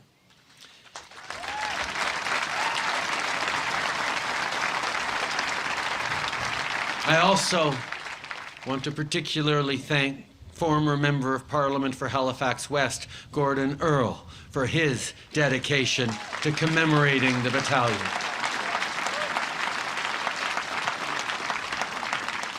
And there are two other names that need mention, names who are no longer with us. First, Senator Calvin Ruck, who devoted himself to documenting Canada's Black military history and sharing the stories of the members of No. 2, including by publishing a book on the men, and Captain George Borden, who was a descendant of serving members and served in the military himself. Captain Borden was a ceaseless advocate of the battalion who also wrote that beautiful poem we heard earlier. I also want to acknowledge among all the various descendants and family members, Audrey Paris, who is the oldest direct descendant. Her father, Sheldon Paris, served in No. 2. Audrey can't be here with us today, but I know is watching from Toronto. Thank you.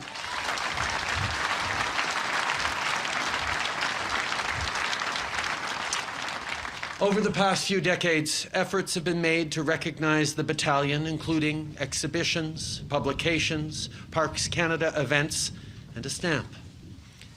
Well, today, we're announcing that next year, during Black History Month, the Royal Canadian Mint will release a pure silver collector coin honoring No. 2 Construction Battalion,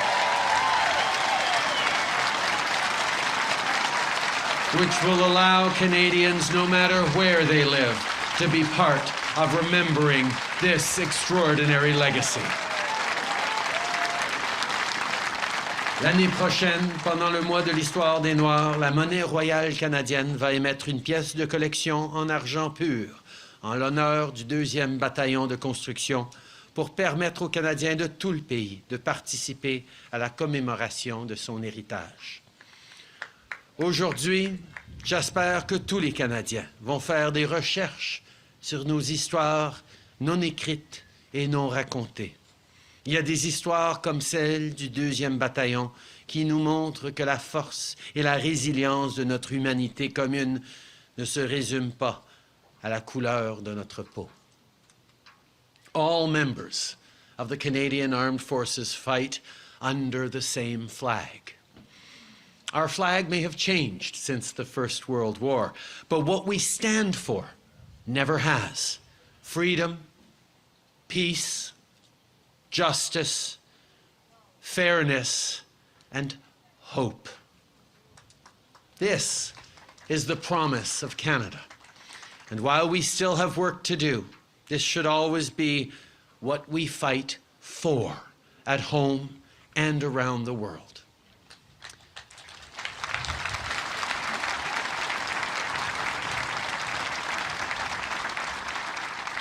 To the memory of these black soldiers, we would like to say, today we see you and we honor you.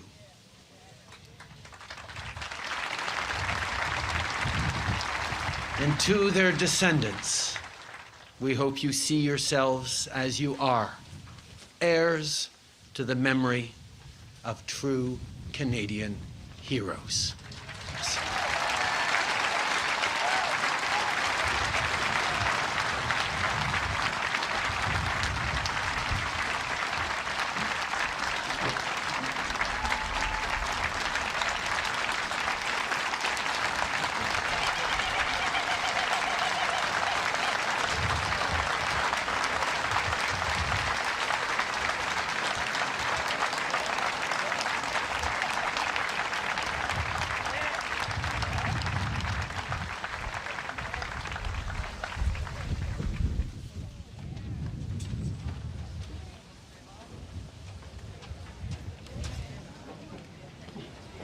There's paperwork.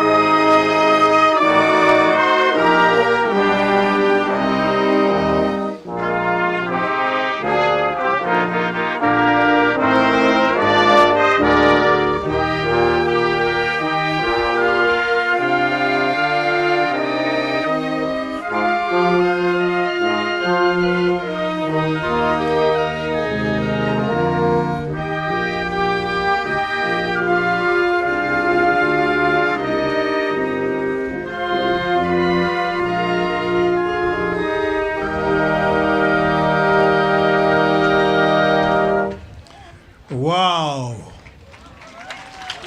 Let's just take in what just happened here on this historic moment and that amazing speech by our Prime Minister. The words "thank you" cannot express our gratitude to you, Mr. Prime Minister. And the magnitude of gratitude by the men of No. 2 Construction Battalion. Nous sommes très honorés de votre présence ici. Merci pour votre mot passionné, votre dédication aux mémoires des soldats noirs du 2e Bataillon de construction. Merci infiniment, Mr. Prime Minister.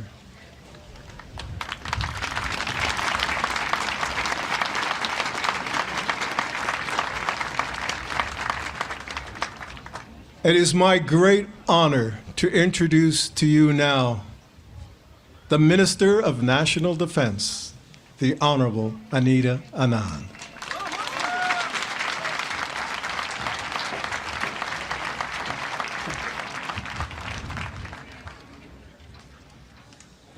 Prime Minister, Lieutenant Governor, families of the No. 2 Construction Battalion, members of the Canadian Armed Forces, Minister Fraser, fellow members of Parliament and MLAs, distinguished guests.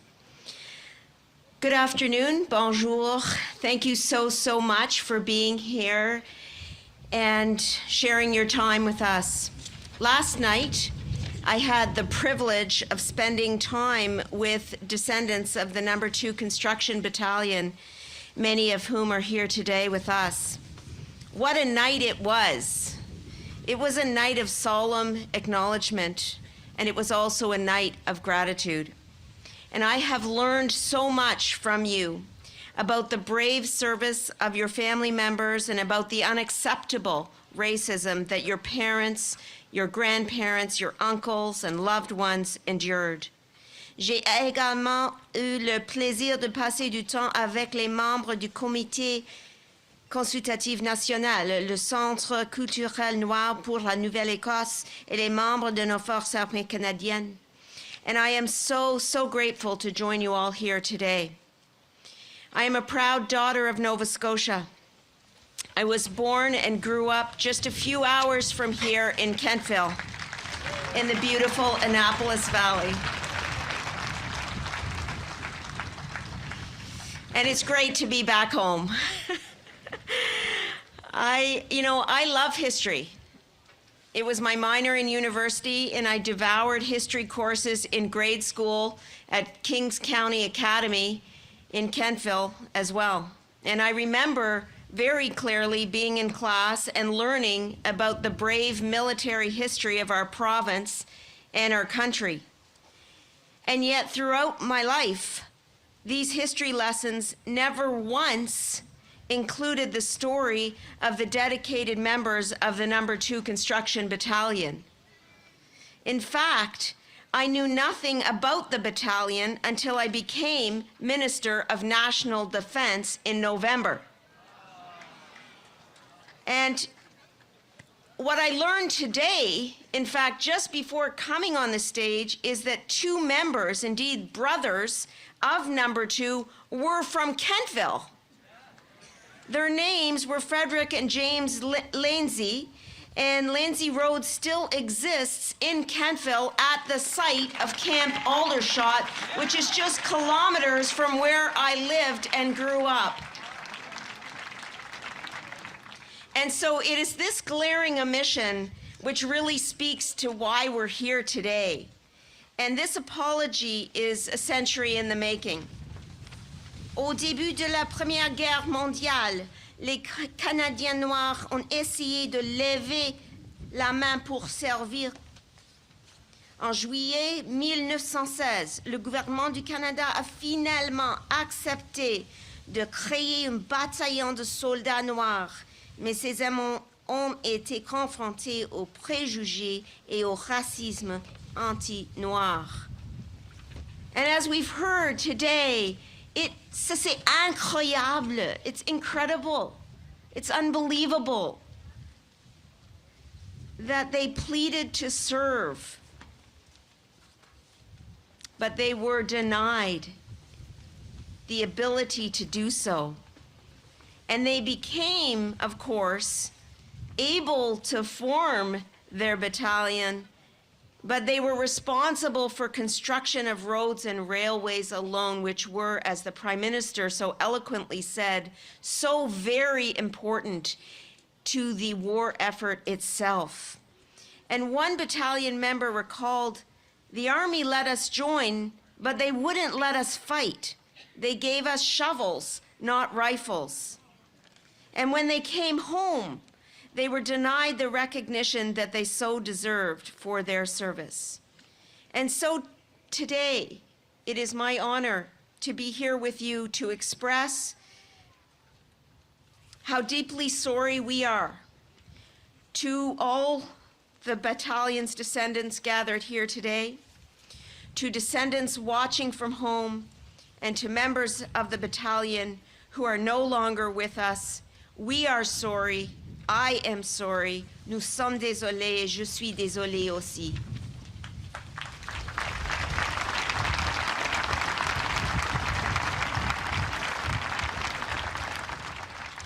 road to today has been a long and meaningful one, and I am so thankful for the hard work of Russell and Barry and No. 2 Battalion descendants and the entire Black Cultural Centre for Nova Scotia, and of course the National Advisory Committee. Meeting with you all over the last number of months and seeing your deep commitment to making Canada and our military more inclusive and to honoring the legacy of No. 2 inspires me every single day. Your work has been tireless, your efforts relentless, your commitment far-reaching. And let me share just one example. Recently, I was in Peterborough, Ontario, visiting the Black Honey Bakery and Cafe. And on this occasion, and after the visit, the owner let me know that she was actually the daughter of one of the direct descendants of the battalion. And when she learned about these efforts to bring forward the apology, she explained just how important it is to ensure that direct descendants meaningfully participate and attend in person, including her relatives who are here with us today.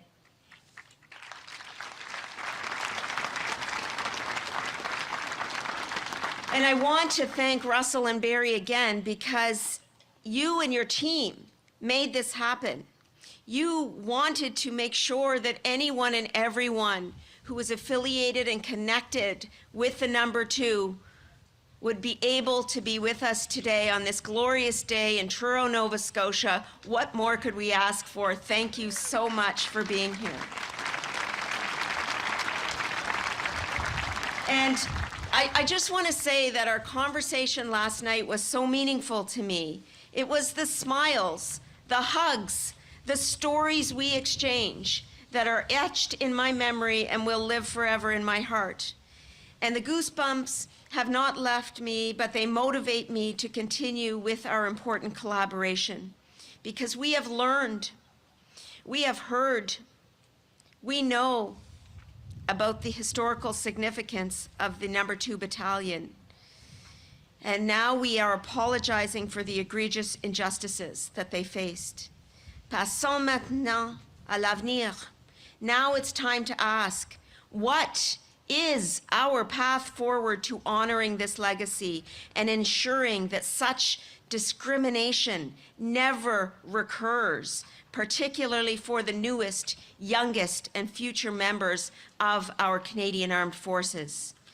When you, the members of the Advisory Committee, recently presented your report to me, I was so impressed by your thoughtful and thorough recommendations, how much care you took to make today meaningful and to ensure that our collective work does not stop after July 9th. Your work has led to our gathering here today, and specifically to hear from our Prime Minister, who has delivered a heartfelt and meaningful apology. Indeed, after many discussions with Barry and Russell in the committee, I heard firsthand, Prime Minister, how important it is that you be here today. And I want to thank you for your presence here today, which means so much to all of us.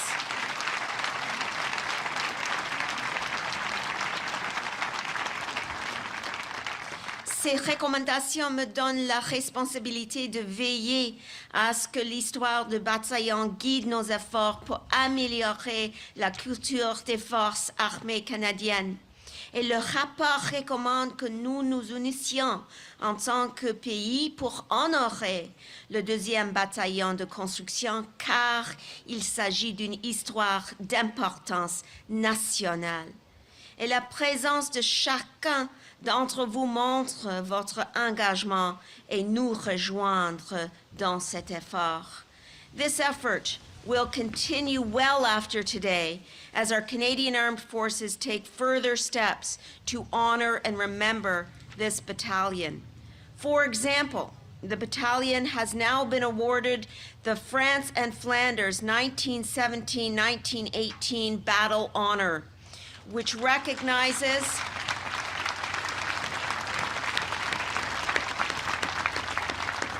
This battle honor recognizes and pays tribute to their brave service in the Great War. And the battle honor will proudly be displayed at the 4 Engineer Support Regiment in Gagetown, New Brunswick. The 4 Engineer Support Regiment has also been tasked with preserving the memory of the No. 2 Construction Battalion so that future generations can honor and remember these men in the Canadian Armed Forces and in this incredible country.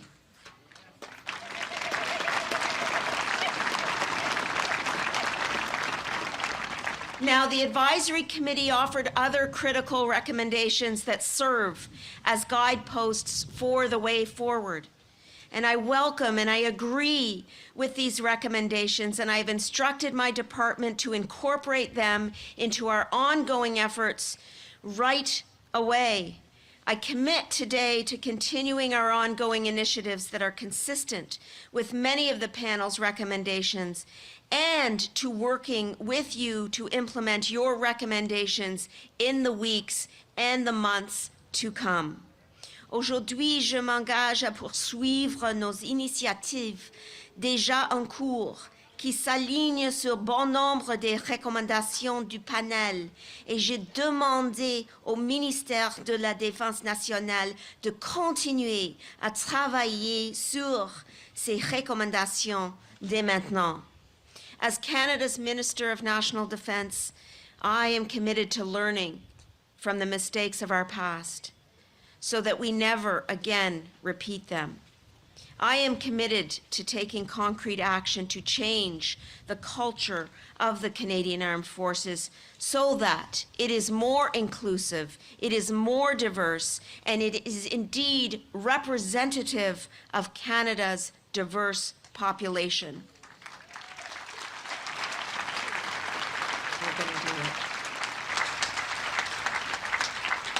And I am committed to eliminating systemic racism so that the discrimination faced by the No. 2 Construction Battalion and those who followed never happens again. And I am committed to celebrating and honoring the immense contributions of the No. 2 and all Black Canadians who have served our country in uniform, and indeed the many Black Canadians who continue to do so today.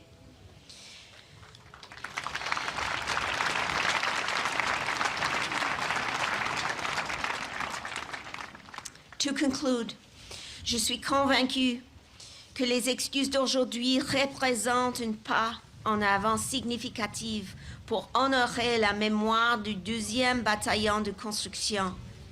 May today help recognize every Black Canadian who bravely served this country in times of war and in the pursuit of peace. And may today contribute to building a Canada that lives up to the ideals that the members of No. 2 fought so bravely to protect. My dear friends, yes, we have more road to travel, but make no mistake, we will keep walking that road together until we get this right. Thank you. Merci. Miigwech.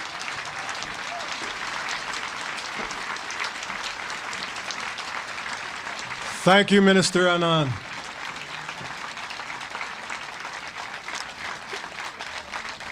Thank you for your leadership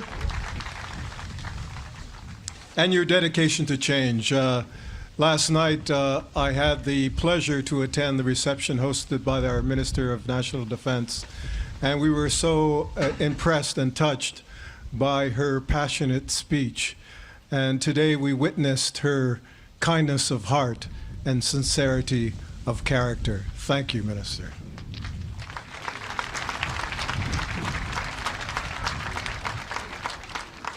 At this time, I'd like to present and introduce Mr. Douglas Ruck, the son of Senator Calvin Ruck, who will speak on behalf of the descendants of the No. 2 Construction Battalion, who has just been appointed honorary colonel of the Canadian Armed Forces.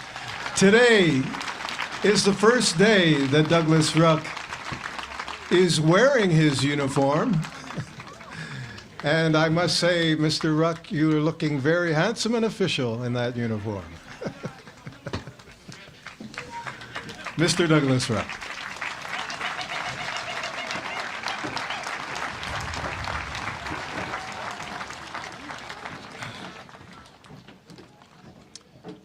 Thank you, Tony.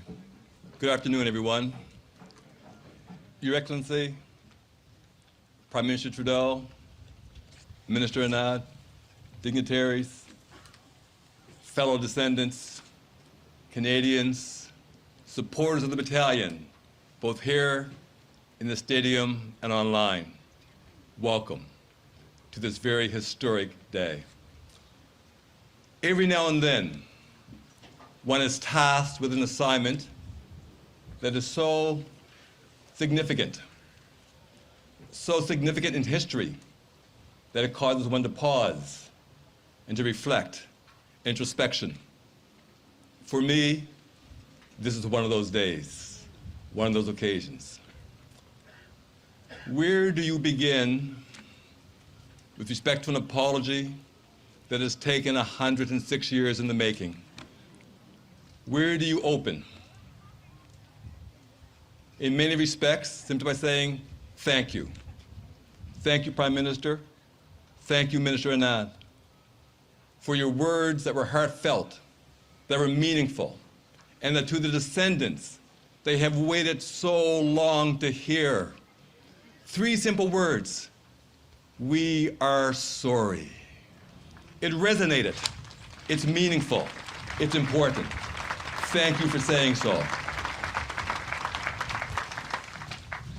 Today we are here to honor and to remember the men of No. 2 Construction Battalion. Today we are here for them because when war broke out in 1914, when Canada became part of that war effort, the men of the battalion were there for us. They were not wanted. They were despised for the audacity of wanting to wear a Canadian uniform. They were denigrated. They were dismissed. As the Prime Minister had mentioned, they were told this is a white man's war. You are not needed, you are not wanted. But they persisted. They were there for us. They were there for all Canadians. And today, all Canadians must thank those men, must stand up and say to them, we are sorry and thank you for what you did on our behalf. Today is that day. Today is that day.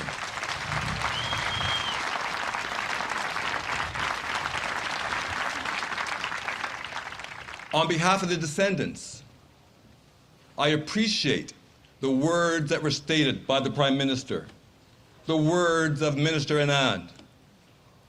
But we all know the reality is that the words cannot right the wrong. The wrongs will remain. Those wrongs have scarred us in many respects. Those wrongs are part of our history, part of our being. The story is important, but we must not forget the past. We must never forget what took place. And I appreciate the Prime Minister's words in setting out the history of the battalion. If we do not know the history, and in fact, if the history is lost to our children and our children's children, then that history loses its relevance. So, Prime Minister, thank you for recounting what those men went through, what they dealt with, and what they persevered in order to become the men in the Construction Battalion. How very important that was and is.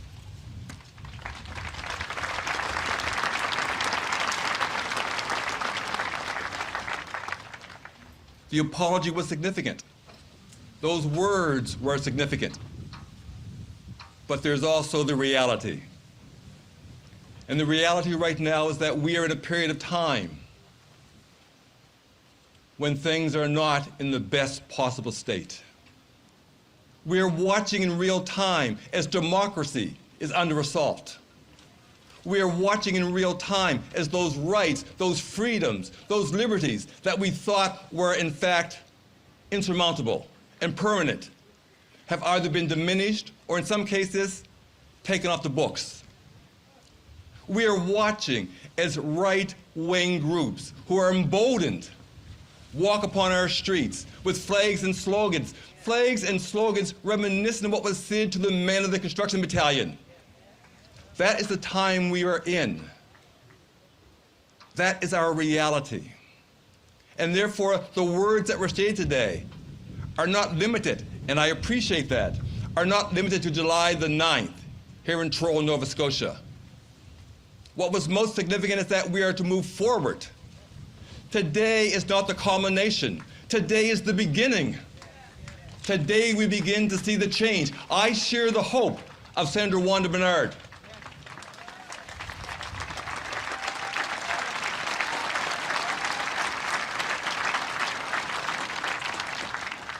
And therefore I say once again, thank you for the apology.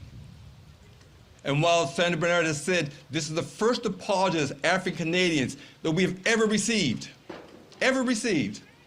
it's significant. But there have been promises in the past. And once again, while I appreciate what was said, I also know that we have walked this path before. Far too often, the only thing that remains are the words.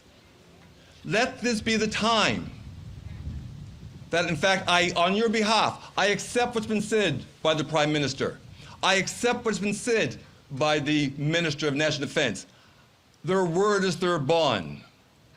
But let's ensure that as we move forward, we begin to see the change, that the structural racism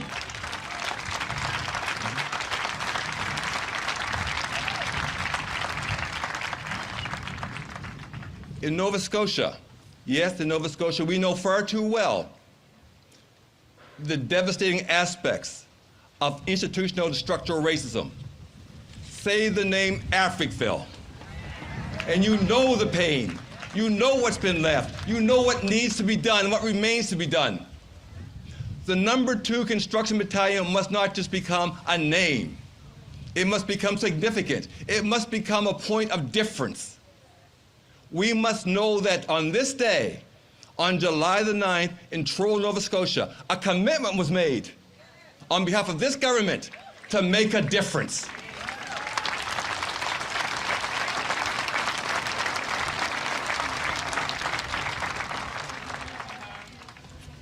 Prime Minister, on behalf of the descendants, we are privileged to have heard your words today. And we are privileged to have been here for this time and to hear what was said by yourself and the minister. And I say to you, sir, and to Minister Bernard, with all due respect, you were equally privileged to have been able to give an apology to the descendants of the No. 2 Construction Battalion. Equally privileged to do so.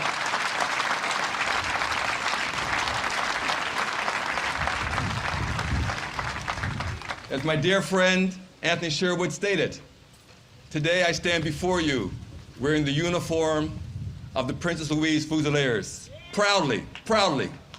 But when I was first asked, would I take this on? Would I become an honorary colonel?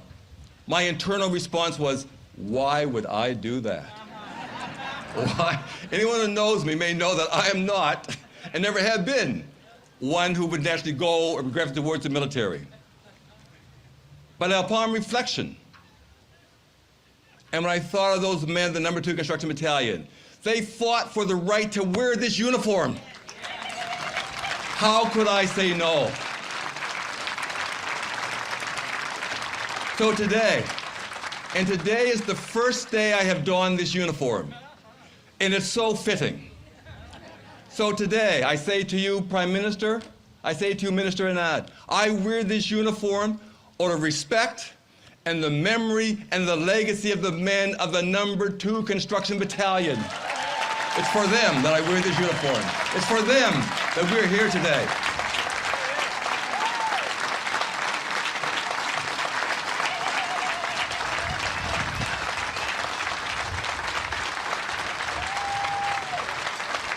Thank you.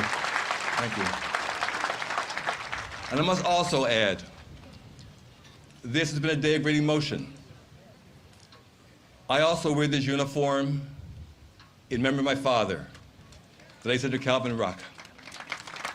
He deserved to have this. He deserved to have this uniform. I wear it on his behalf.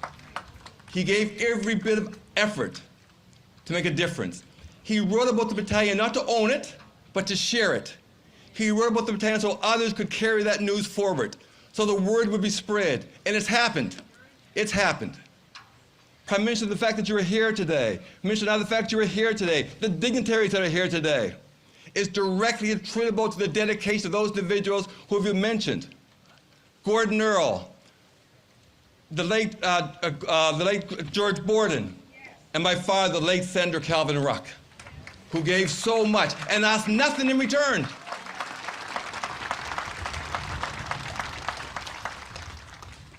So as we move forward,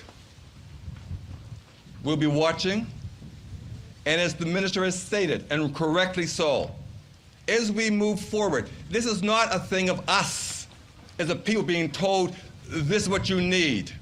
This is what we're going to do for you. The question is, and as we have learned during the consultation process, consult with us, talk to us, speak to us, listen to us. We have words to say that you need to hear. We can help to make the difference. And together, we can make a difference. The No.2 Construction Battalion will become part of Canadian history, not as presented before, not black history, Canadian history for one and all. On this day, we see the birth, the growth, and the apology for the No.2 Construction Battalion. May that memory live forever. Thank you. Thank you very much. Thank you.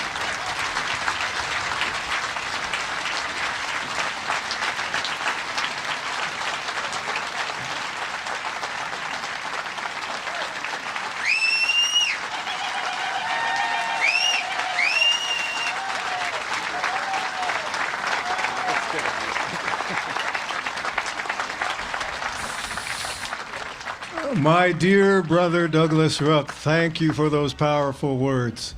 Thank you, Honorary Colonel Douglas Ruck. At this time, I'd like to invite to the stage the Vice Chief of Defense Staff, Lieutenant General Francis Allen, to come forward.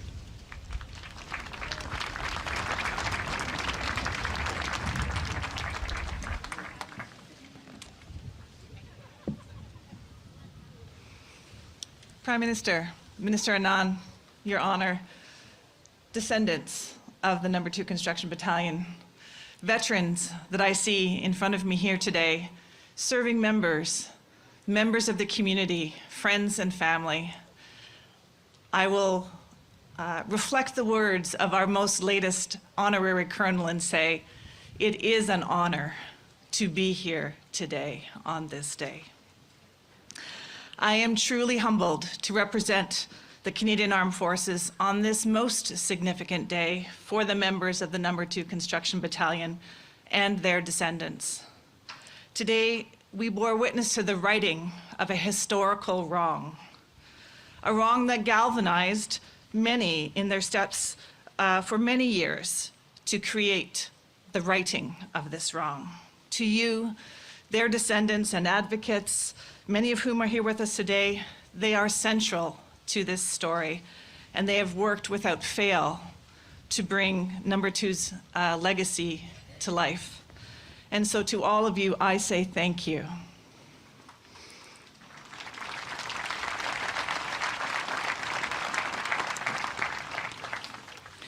Il y a longtemps que ces excuses auraient dû être présentées. Et l'attente a été encore plus longue pour vos ancêtres qui ont servi le Canada pendant la Grande Guerre, il y a plus de 100 ans. C'est nécessaire pour réparer les erreurs du passé.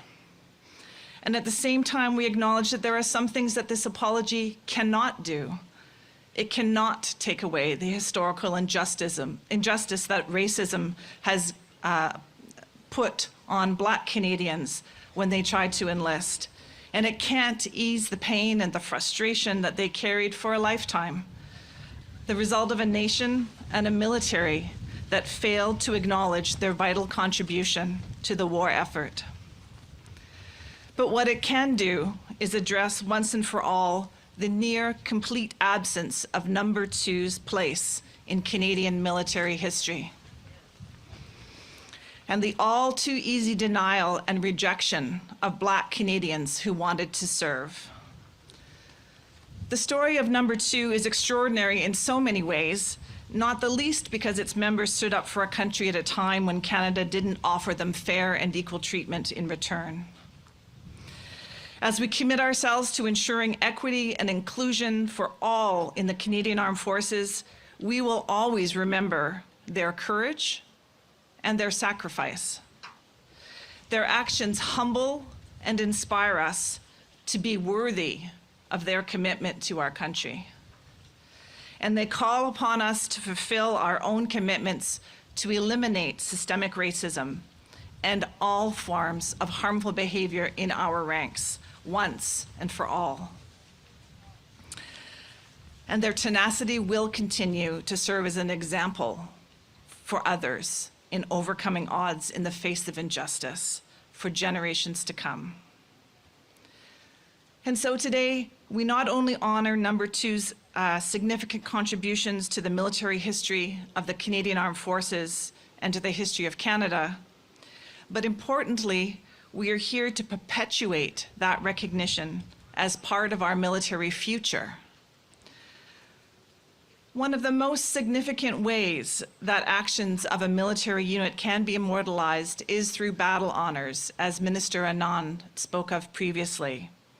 And these battle honors are awarded for service in a battle, a campaign, or a theater against an armed enemy. Last month, on the 1st of June, after more than a century, No. 2 Construction Battalion of the Canadian Expeditionary Force was awarded the France and Flanders 1917 to 1918 Battle Honor for all who served in France and Belgium.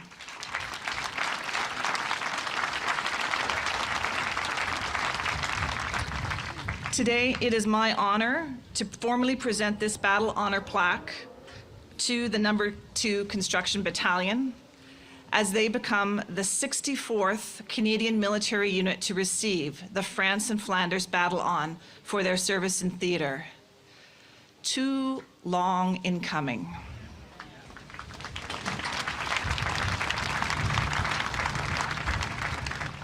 As you have heard today, a No. 2 Construction Battalion is no longer an established unit, having been officially disbanded in September of 1920.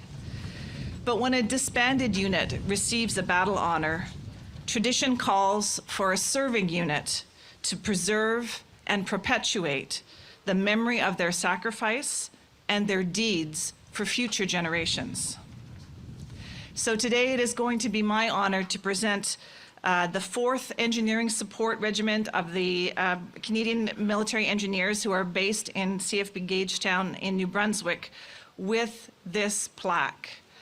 And I know that Atlantic Canada's only full-time engineering regiment will do No. 2 proud in displaying that honor, perpetuating their story, and highlighting the vital role that shall always link them together.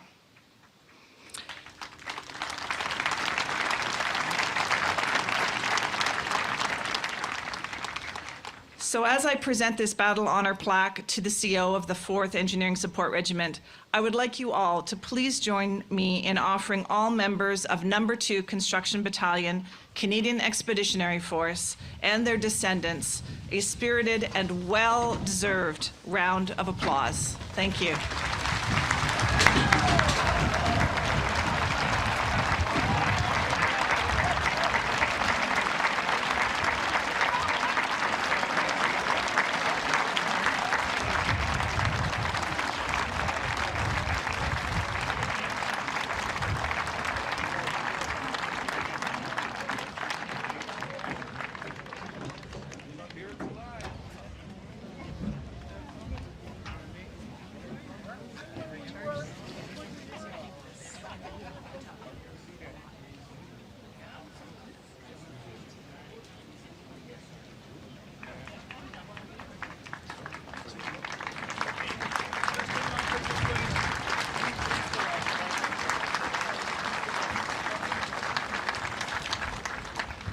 Thank you, ma'am. On behalf of 4 Engineer Support Regiment, it is truly an honor to be playing a role in this historic moment and to be perpetuating the history of No. 2 Construction Battalion, Canadian Expeditionary Force. As part of perpetuation, 4 Engineer Support Regiment will appoint a junior officer to act as liaison between the unit and the descendants in order to maintain communications. And the unit will continue our strong link to the community by participating in the annual No. 2 Construction Battalion Parade in Pictou each year, something the unit had participated in for a number of years pre-COVID. With respect to the battle honor, 4 Engineer Support Regiment will name the carpentry shop in the soon-to-be-open new unit building in Gagetown after the No. 2 Construction Battalion.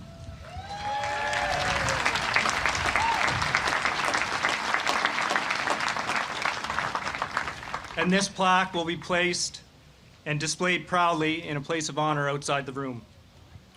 An identical plaque will be given to the descendants of the No. 2 Construction Battalion for display, which I have the pleasure to now hand to Mr. now Honorary Colonel Doug Ruck.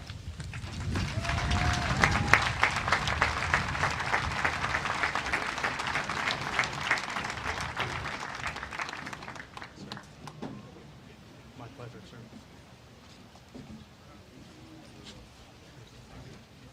She was designed by one of the soldiers before you, sir, and it was crafted by the soldiers before you, sir. Thank you, sir. Congratulations to the newest honorary.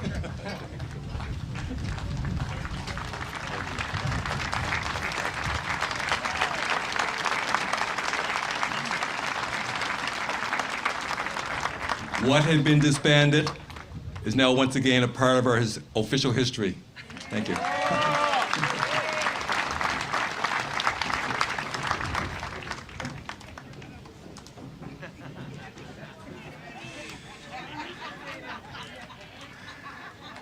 You should know that Douglas Ruck was not feeling too well, and despite that, he still took all efforts to be here today, exemplifying the true fiber of a soldier.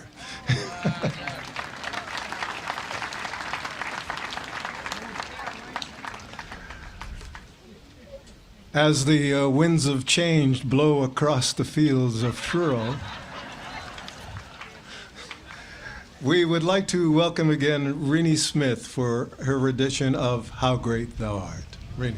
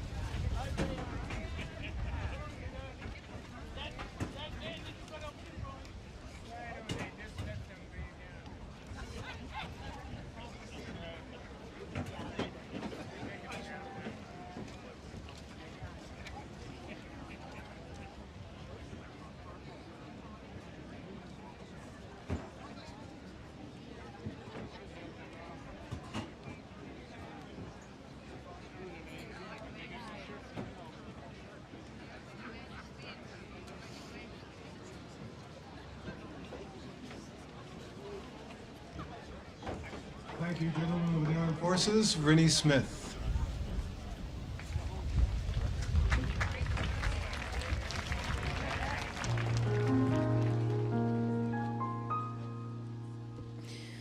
Oh Lord, my God, when I in awesome wonder consider all the world that He's made, and I see the stars,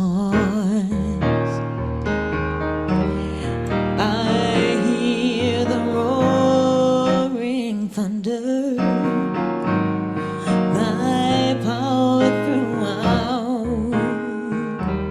throughout the universe displayed. Then sings my soul, my Savior God, to Thee. How great Thou art! How great Thou art! Then sings my soul, my Savior God, to Thee. Oh, how great Thou art! How great Thou art! And when Christ shall come with shout of acclamation, and He takes me home, then what joy shall be my heart? Then I shall bow in humble adoration, and then proclaim, my God, how great Thou art, and sings my soul, my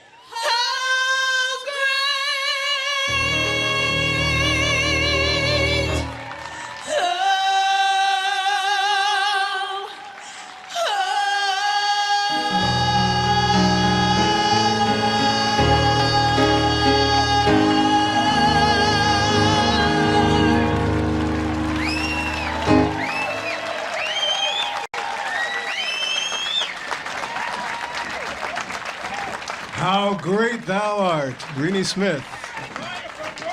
Thank you. We're almost done. We're almost done. Before we conclude today's festivities, we're going to hear a selection from the Stadacona Band. Gentlemen. No, we're not. They're on strike.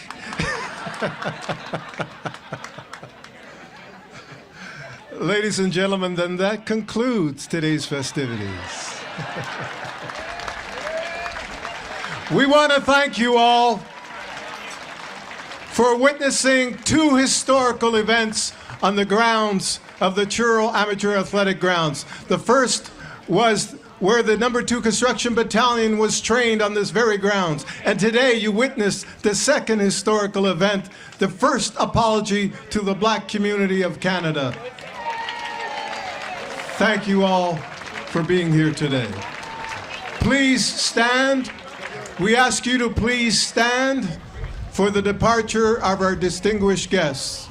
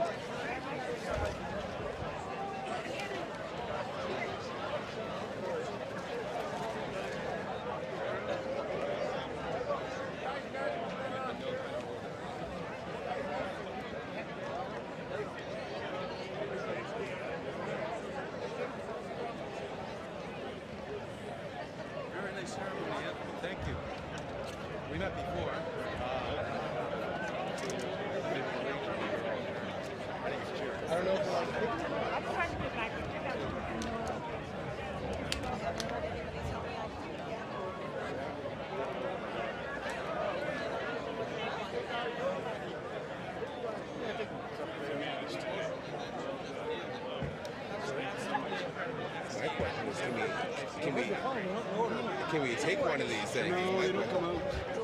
Oh, they do? Do they? Yeah. You have to work at it, eh? I don't see one now. George Palmer. George Wade. Here it is, right here.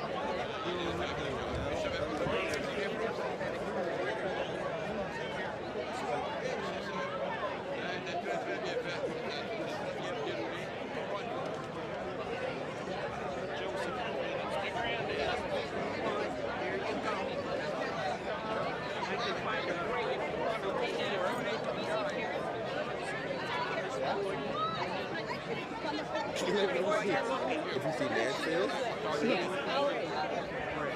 like there's no kind of order in here. Nothing.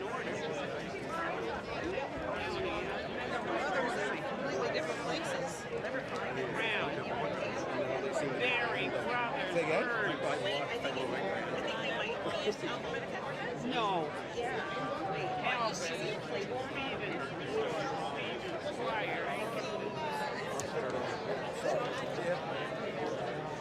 Anybody see a Gray, L, Tyler, Mitchell, Johnson, Miles, McPhee, Marion? Oh my God.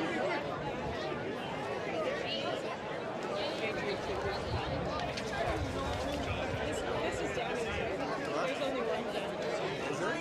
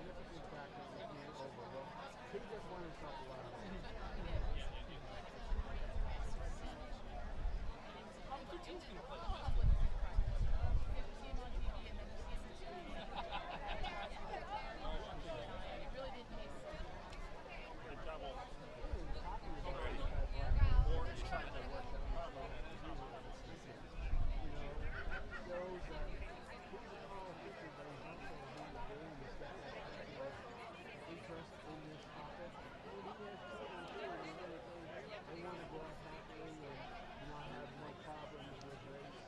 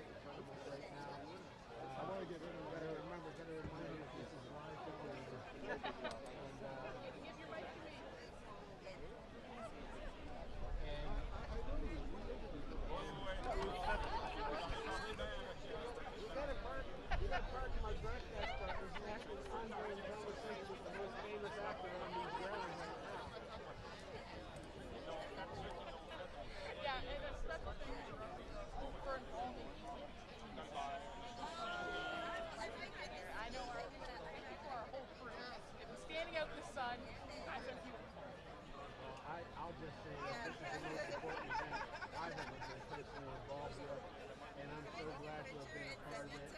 I hope that all our viewers have enjoyed it. Like you said, we want to thank Russell Lewis for involving East I'm pretty sure that he had other options.